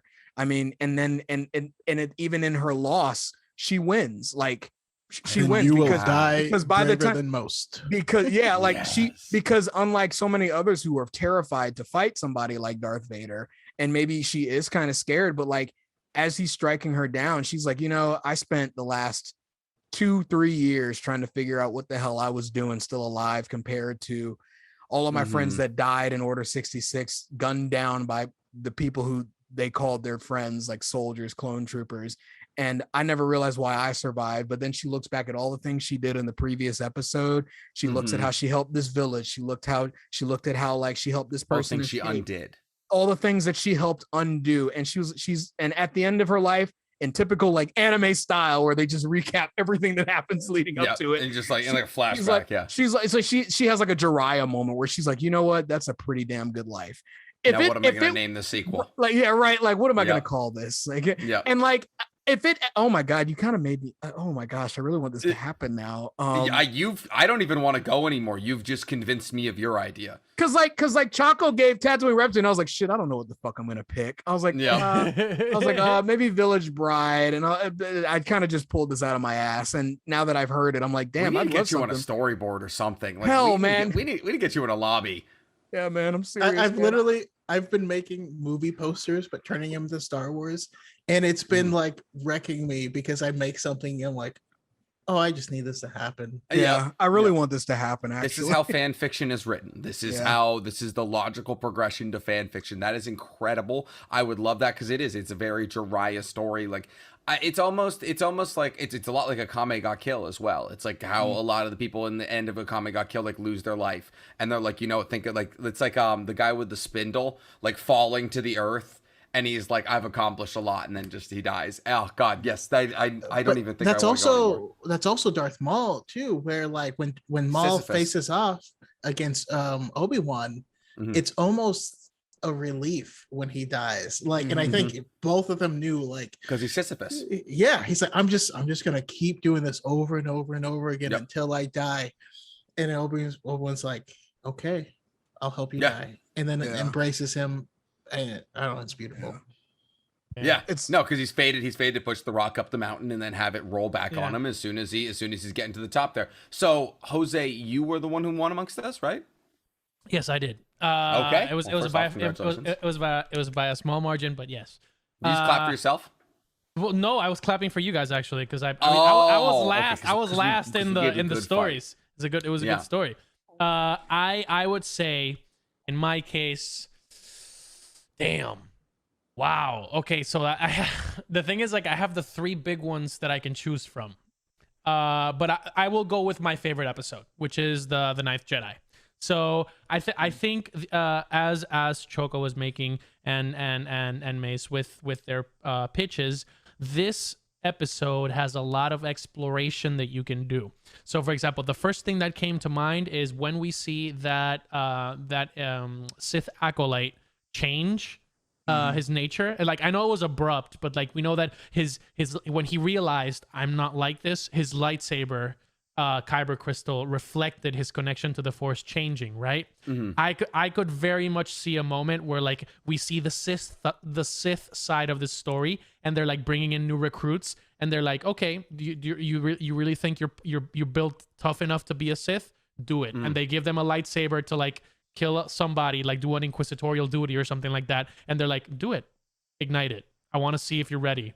And like if it flashes like green instead of red, they literally chop him up on the spot. That would be terrifying. Yeah, like that, like you can imagine. I would be that. thinking malicious fucking thoughts. Right? You don't want to know what I'm if you thinking had- right now. Yeah. Imagine if you had like people like Lop or whatever, that they get captured, right? And they're like, okay, if you think you're ready to be a Sith acolyte, if you truly think you're ready to like make this world a better place, ignite the saber and do what you must.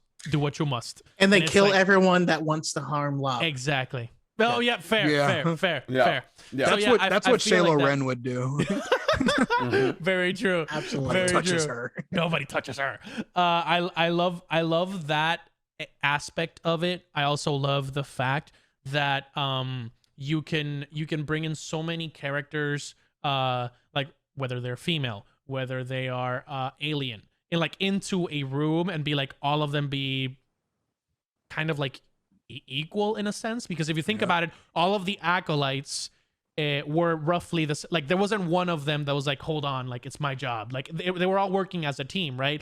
And usually from what we've seen so far, it's usually like the main character that's like super overpowered. In this case, everybody was like really, really, really powerful.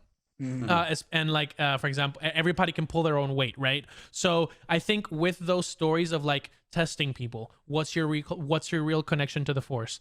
Are you tough enough, or are you ready enough to like wield your lightsaber? Because like imagine a story where like you see a new apprentice and they're like they get their saber, but it just won't flash a color. Like the Force is telling them you're not ready, and then something happens, a pivotal moment happens, like somebody's about to die, or they get that character defining moment, and you see that like lightsaber color flash for them, and you're like, oh yes, so awesome.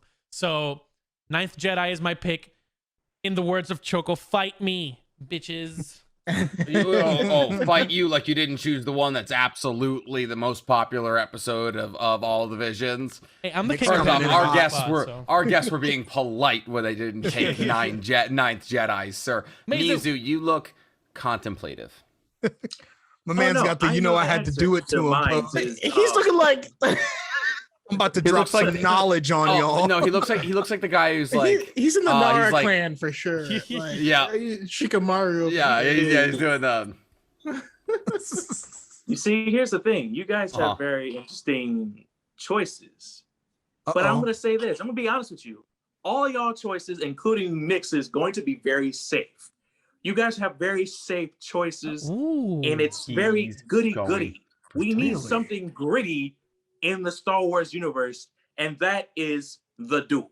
Motherfucker. The Duel Bet. is this very morally ambiguous man who we thought was a Jedi turns out to be a Sith. So here's one of my Samurai personal Champloo. pet peeves with Star Wars. I hate how they give us these quote unquote morally great characters, but they end up not being morally great as they say they were. No. Think about it. Han Solo was supposed to be a morally great character, but he ended up having a good heart. Granted, he may have did a thing here or two, but his heart was always in the right place. That was Reagan's drug, same like thing war on with, drugs. Like they were like, oh, like, he same sold thing with spice. Mando. Who cares? Exactly. Same thing with Yeah. Mando. Mando is also another person who was supposed to be like this outlaw, morally great character, but he ends up being a person who also has a heart. Yeah. Or Who's a good go down the list. dad? I can exactly. go down the list. It's either they either get the morally great character, or we get a character who's evil, but they end up turning good. For example, the Battlefront 2 video game main characters, we play it as a imperial fighter pilot, and we're thinking that she's seeing it from the perspective of the Empire, and we're thinking that, okay, we're finally going to play a bad guy. But guess what? She ends up turning to the light at the end of the game. I was a little salty. Dark about Killer. that. Exactly. Yeah. Same thing with Star Killers. Same Yep. thing. I'm not gonna lie. I'm sick of it. I'm sick of these fake morally great characters. Sick of these evil. I If we're wanna gonna feel follow an evil questionable. character, exactly. If we're gonna follow a Where's the questionable light? evil character, we need to follow through on that. And I feel like the Duel, in my opinion, would be a good start with that. To see the character, I wouldn't say evil, but I would say a morally ambiguous person. Yeah, who has his whole goal of taking down, other Sith in a way. But like, let's see him. I can see him turn the other way when another group gets like attacked. I can see him doing that. I can see him being that type of person. He reminds me of Afro Samurai. If you have seen Afro Samurai, Or Samurai he may Champloo, be He gives no F's. kind of a good sure. character. Exactly. And but at the same time, there is a very morally questionable thing about him. The stuff that he does is really fucked up. Mugen from Samurai Champloo and his love of hookers. Or man. The only thing that I am worried, and I love your pitch, by the way. It's an excellent. It's one of the Very ones I good. thought about doing, but then I was like, nah, I'll just stick with the Village Bride. But the one thing that I'm worried that, like, because Disney Plus would totally be the one to showcase it.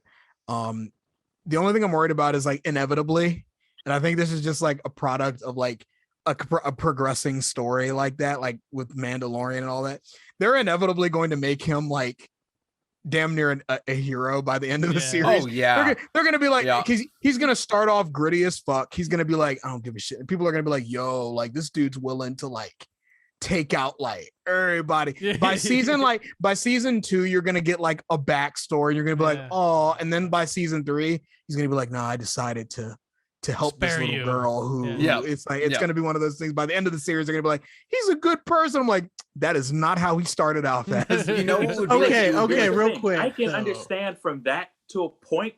However, like again, my whole biggest thing is they always say that these characters are morally great, but we actually never see them do questionable stuff ever. Right. Like the only most questionable thing that we seen Han Solo do was kill Greedo, and even He was then gonna they kill made it seem him. like he was not a bad person. Yeah, it was Because self-defense. originally he actually murked him first, but Lucas kept changing it to make it seem like, oh no, Greedo was the one that shot first, so they shot at the same time. Kind of like, no, they kept changing the thing, but no, I didn't like how they changed that. But like again, like I don't like how we don't get actually morally great characters. Of course, when you said with story progression, they're gonna have to get to a point where he's gonna have to maybe go Eventually, good to a point.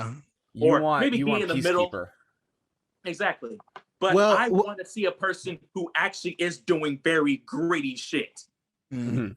Okay, so straight up, this is just a weird like pitch, but not pitch, but like you got to read the High Republic from Star Wars, because Marchion Ro is that character, and Lorna D is that character. Lorna D just got a fully casted and uniquely like created audio drama that came out like 3 weeks ago, something like that. And you would swear that audio drama was going to turn her from this like epic villain into a hero, and then at the end she's like, nope, still doing bad stuff, and you're like, oh shit. Like, fuck yeah. I'm saying, like, I agree with you that is needed. Not everyone needs to turn and do good. Martian Rowe is like insane and unhinged and cannot go good. Like he just wouldn't has gone too far. And then like so like they're trying to introduce that stuff. If the fan base will just let it happen, accept it, just open up your heart to it. Read the damn book. No, because that's a great pitch. I definitely think we need more morally great characters like Samurai Champloo, like, you know, like maybe the new Peacekeeper show, things like that. The Suicide Squad-esque. Even with the Suicide Squad, you know, they're like, they always do the more like the right thing morally. Which leads me to mine. And doing the right thing morally would be choosing Lop and Ocho as your continuation, because here's the thing, Lop and Ocho has the makings of the next Mega Shonen. And if you don't believe me, I'm going to tell you all the ways that it is very similar to Naruto. Lop and Ocho. Lop is a, you know, orphan, essentially, who's out on the streets and then finds a family. Team 7. Okay? And then the rest of her family gets split up. Sasuke leaves. And she is trying to mend that family through the power of like love and all of that, while both sides are diametrically opposed to each other. The Leaf wanting Sasuke dead and Sasuke wanting the Leaf dead. And the median meat of it all is the Empire. And she is impartial to the Empire's existence if it just means that she can get her family back. So the story is a laid out just shonen about this, like, her journey across the star systems in order to find her sister, aka Sasuke, and bring them back to her family on the planet. And maybe in the middle of that, she finds out what side she's on and how she can best service her planet through the Empire's existence. 300 episodes, slapping 2 movies, 1 OVA, and you are lit. Mega Shonen, Lop and Ocho, close the book. That is my pitch. What would you like Ocho more than Sasuke? Oh, absolutely. Yeah, no, I like Illumi from Hunter x Hunter more than I like Sasuke. I despise Sasuke fundamentally. Sasuke is gets on my designed, last nerves, man. He's designed to be the coolest character, but he doesn't. But he loses every fight, and like he doesn't do anything. Vegeta. Like, but Vegeta is cool. Vegeta is cool. Killer B, like me and my brother, when we watched Naruto Shippuden, Killer B beating the shit out of Sasuke was like the fucking Super Bowl for us. We were like, bro, my brother was like, yo, Killer B's gonna rock his shit. And I was like, nah, what they're gonna do is they're gonna make Sasuke win because it's fucking Sasuke. And all the girls were like, oh my God. Killer B rocked his shit the first Killed him time. twice. And then his sorry, I'm not trying to vent. Then his punk ass friends kept saving his ass. I was like, bro, no, Killer B was working his ass. He keeps a sensu bean with legs and an energizer battery next to him at all given points, and it is bullshit. My brother vented to me for 30 minutes when he saw the fucking 5 Kage summit. He was like, this Sasuke, this bitch ass motherfucker tried pulling up on Kage. I was like, that's what I'm saying. Inoki had him in his particle release and it was activated. You can see it's cut into the floor, and somehow Obito pulled him out of it. It's all bullshit. Whatever, I've made dozens of videos on it. Large part of my TikTok followership is built on this exact point. As someone who plays Lifeline in Apex Legends, I understand. I'm that asshole. I'm like, oh, they died. They're not dead yet. Not anymore. So you're the one that's been pissing me off today. Yeah. I'm like, I downed 2 of these guys. Why are they both running around and putting shots in me, bro? Because it's an instant tap. Well, I think that's all we got, guys. Thank you so much for coming on. This has gone a whole ass hour longer than we had originally anticipated. It always happens. I think it's just because we were having a lot of fun. This is fucking sick. In terms of our what is the word? Just first ever Patreon episode. I couldn't imagine a Yep. better start. So once again, thank you guys for coming on. We'd love to hear where we can find you social wise. Darth Coco, I have to follow you personally, so let me know. Yeah, absolutely. So I am I'm Darth Chaco.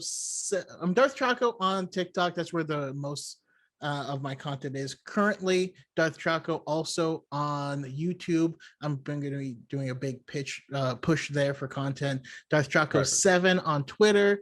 That's where you get me my spicier takes. Not spicier takes, but just me being a dick. That's what Twitter's for.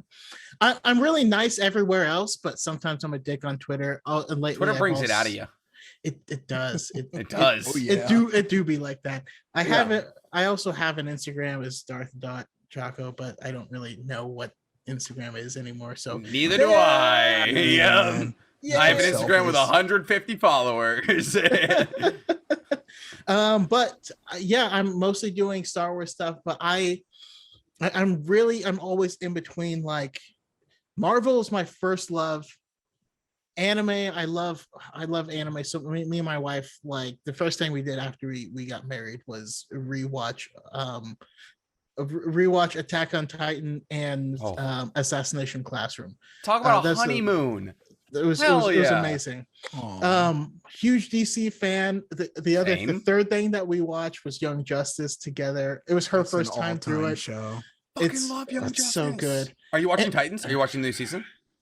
I'm going to try to, but like, season 2 was good. I've heard season 3 is very good though. I made it 5 episodes into season 1, and I was like, everyone is Jason Todd. This is weird. I don't like it. if everyone is Jason Todd, then no one is Jason Todd, and it loses everything.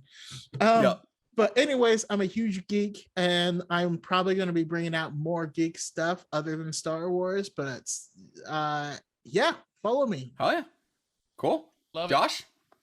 Hi, everybody. Thanks again, Joe and Nick, for having me on. It was a blast the first time. It's an even bigger blast now talking with Darth Chaco. This is one of the few podcasts that me and him are both on where he's not the host in some capacity. So it's kind of fun talking to him as a co-colleague rather than like the host and the visitor. It's like we're both visitors now, so it's pretty cool.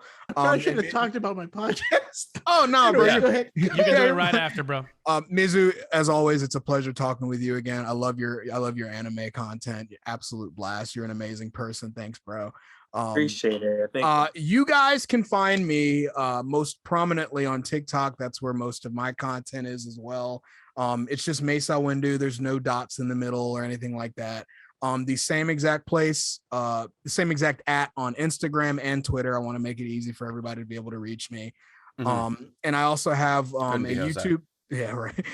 I also have one on YouTube as well, and it's the same exact @ I really want to get more into streaming, but I want to get more into like not necessarily gaming, but just like conversation or like a lot of just and not chatting. Right, like not necessarily political, but like how political YouTubers do their thing, but like talk about Star Wars and nerd stuff. Like I like the way they structure a lot of, you know what I'm saying? Like I like the way they structure Hasanabi, Vosh, like those guys. Like I like the way they do it.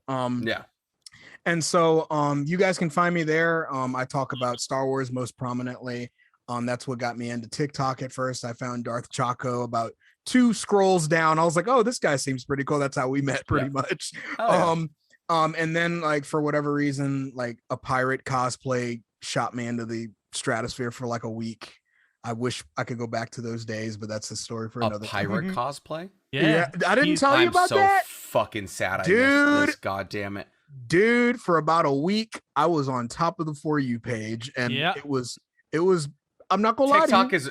TikTok is a ride, and you don't ride it. Yeah. Let me tell you about it. Somebody else talk about it because it just makes me feel like you talk about it. Josh and I were both around the same amount of subscribers. I found him just like shitting on The Last Jedi, which is my favorite, but he did it so respectfully. I was like, I love this guy, and I followed him. Gotta stick with it. Yep.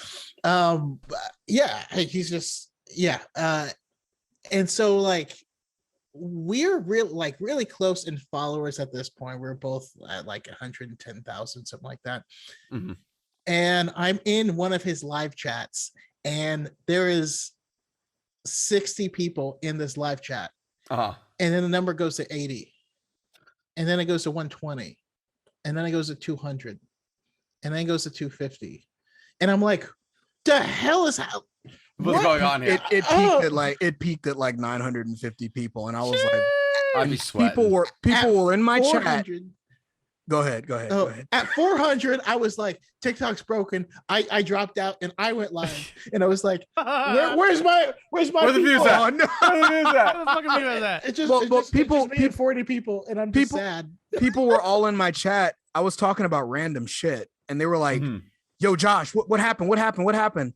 And I was like, "Wait, what are you talking about? I thought I got banned." And I was like, "Wait, what the hell happened?" They were like, "Check your page, and I'm like, "Oh fuck, did I get banned? You guys follow me on YouTube, follow me on this, follow me on TikTok." They're like, "No man, you're going viral." And I was like, "Well, I've had like videos do well before. Yeah. This isn't new to me. It's good news. It's nice to see, but like, it's not new." And they were like, "No, Josh, legitimately end the stream and check what's happening." And you know how like when you know something did really well and you see like the 99 notifications. So I refreshed it and I was like, "Oh, that's pretty cool." And I went away for 2 minutes and I got 99 notifications. I'm like, okay, let me refresh it again.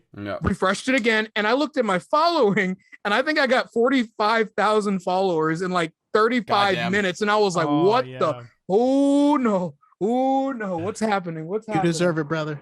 You deserve it. Yeah, I woke up she's a fickle beast. I woke up the next morning and I had like 350 and I was like, I don't know how to, it was probably the most exhilarating time of my life, and I wish it was still going, but hey man, you're like vibrating. My friends had to tell me, they were like, "Dude, it's not gonna last," and I'm like, I know, I'm just enjoying it now. Just enjoy it, man. I gave it a week. It finally, like, when it tanked hard. They were like, "All right, go back, 800 views a video." I was like, "Ooh, wow, no, I'll take this one now." But hey, it was a lot of fun, a lot of new people, and I went back to Star Wars, and like they were cool about it because the new people were like, "Oh, like I didn't know you were into Star Wars. We followed you for the pirate content." And I was like, "That I literally don't do any pirate content. So come over and talk about Star Wars with me." And so a lot of them stuck around, and that's why I didn't have like a mass exodus like right after. I was like, I've seen that happen to people. They like blow up, and then like that, like it trickles away from them. And I'm like, if I ever saw my follower count go in reverse, I'd be like, it can be demoralizing. You know what I'm saying? Yeah. So like, but I'm good. That's my stupid. I'm sorry I tell the story every damn time. It's cool. No, I've never heard this story. No, it's fantastic. The pirate Mesa Windu. Good old days. Mace R Windu. Actually, Mace R Windu. For about 3 months. Yeah, it was like Mace R Windu, and they were like, "Oh, it's funny as fuck." Yeah. All right, Mizu, where can we find you at, bro? Mizu. I think you're muted. Oh, there he is. Oh no, my wife came in. She was talking to me. But gotcha. You guys can find me on Instagram, TikTok, YouTube, and now officially I would say you can also find me on Reddit. No way, you get a subreddit? Videos on Reddit, yeah. Streaming. Hey.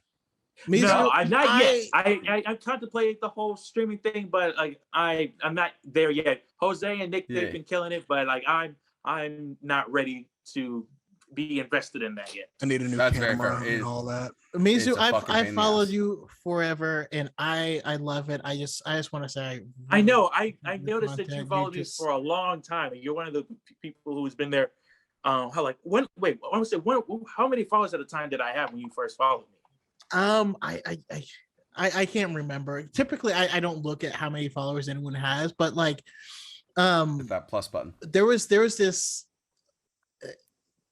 At that point in time, there was all this weird turmoil in this like TikTok anime community. Oh, and like you're like being a regular human who's just like, hey, rather than like, he got mad at me for this and that. Here's some anime facts, and you're like, oh yeah, that's why we're here. Like, so you and Tropical Joe, which you weren't Tropical Joe at the time. And I can't remember the name. You were tropical. He was tropical redacted. Island Joe. No, he was tropical motherfucking redacted is what he was. Classified. Yeah. Been following you forever as well, man. Thank you guys so much. Of course. Welcome. Of course. Man. Yeah. Jose, since we're talking about Oh yeah, since we're talking about your name, you want to tell us where we can find you? It's been amazing, man. So it's not Island Joe anymore. I've had a couple 2 months since rocky Joe's been roads. Yeah. Almost sued. It's almost 2 months. We have like days since accident, but it's like days since Joe was sued. Very true. Very true. Yeah. But yes, my name is Tropical. I'm Tropical Joe on TikTok. I'm Tropical Joe on Instagram, which is conveniently her, where you can find the Stack 'em Up polls every single week after after the episodes air. You will always see the stories pop up with a poll, and you guys can vote. We've had amazing responses so far. Last week was a little bit rushed because we did have it was a midweek disaster that happened with the recording, but it will be better now that this Patreon episode will air. We've had over 7,000 people vote on a 3-story question. So hopefully on this one we got 5 stories for y'all, so you have plenty of stuff to decide. So yes, I'm Tropical Joe on TikTok and Instagram. My TikTok do be dying, but we'll be working on that shortly. The YouTube is where we will be streaming, which is the big thing that I'm doing next. So all you have to do is go Tropical Joe, and we're doing the God of War playthrough right now. And after that, we are going straight into Jedi Fallen Order. So we're doing God of War, Star Wars, and then Batman. Like all pow. I'm making my intro to YouTube streaming is gonna go hard. We're re-entry. Yeah, it's been a while, but yeah, I'm excited. Go download this podcast or view it or see it however you wish, but make sure you check the Instagram, because that's where we poll the winner. And we are saving the best for last, because while he was the loser of our Stack 'em Up last week, the loser of more than just our Stack 'em Up, he is also killing it on YouTube, TikTok, Instagram, everywhere. Well, Instagram not so much, but he'll let you know about that. I haven't posted on Instagram since last Christmas. So yeah, definitely balling out there. Yes, Nixie Comedy on TikTok. We are just kind of bullshitting right now. I'm about to do pros and cons of the Black Bulls, and then maybe the summonings. I don't know. I have a lot of content to make tonight. YouTube, we're doing longer, more vloggy stuff. We're also doing a bunch of theory vids. Probably going to do a video on episode 217. We just hit 10,000 on the YouTube, which was huge.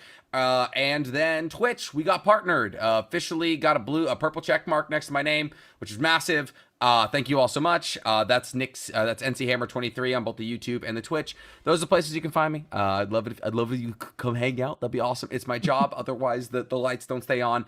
Besides that, guys, once again, Choco, Josh, thank you so much for coming back on. You're both welcome on literally anytime you want. Shoot us a message. We would love to have you back. And that's all we got. Let's kick it to the outro. Before we kick it to the outro, we got to let you guys know that we will be covering What If, Venom, and all the amazing releases that are coming within the next month and a half. Weekly proper. Next week. So do you know how much I love Venom as a character? I guess we have a guest for next week's episode. Yes, then yes, we do. I'm also coming HK Anime wanted to come on as well. So yeah, we gotta figure something out. We're too hot in the streets right now. But yes, guys, thank you. Next week, you also, interviews will now be behind the Patreon wall. You're listening to it right now. And then we're gonna be having, our regular talks about like What If, Venom. We'll even be probably doing a cursory glance at Star Wars Visions in the Wee Weekly proper. So yes, guys, if you're like, oh my God, where's everything going? Is my content going to be different? It's not. It's all going to be in the Wee Weekly proper. It's just most of our interviews and more in-depth, deep dive things are going to be in the Patreon now. It's probably going to be 2 to 3 extra episodes a month. So that $5 a month is a good subscription cost for you. Thank you for listening, guys. We appreciate it. It's a big push for Patreon. It's scary to do these kinds of things. Definitely to shake up the bottle a bit, but we appreciate the fans. We appreciate the love, and keep on coming back. Kick it to the outro.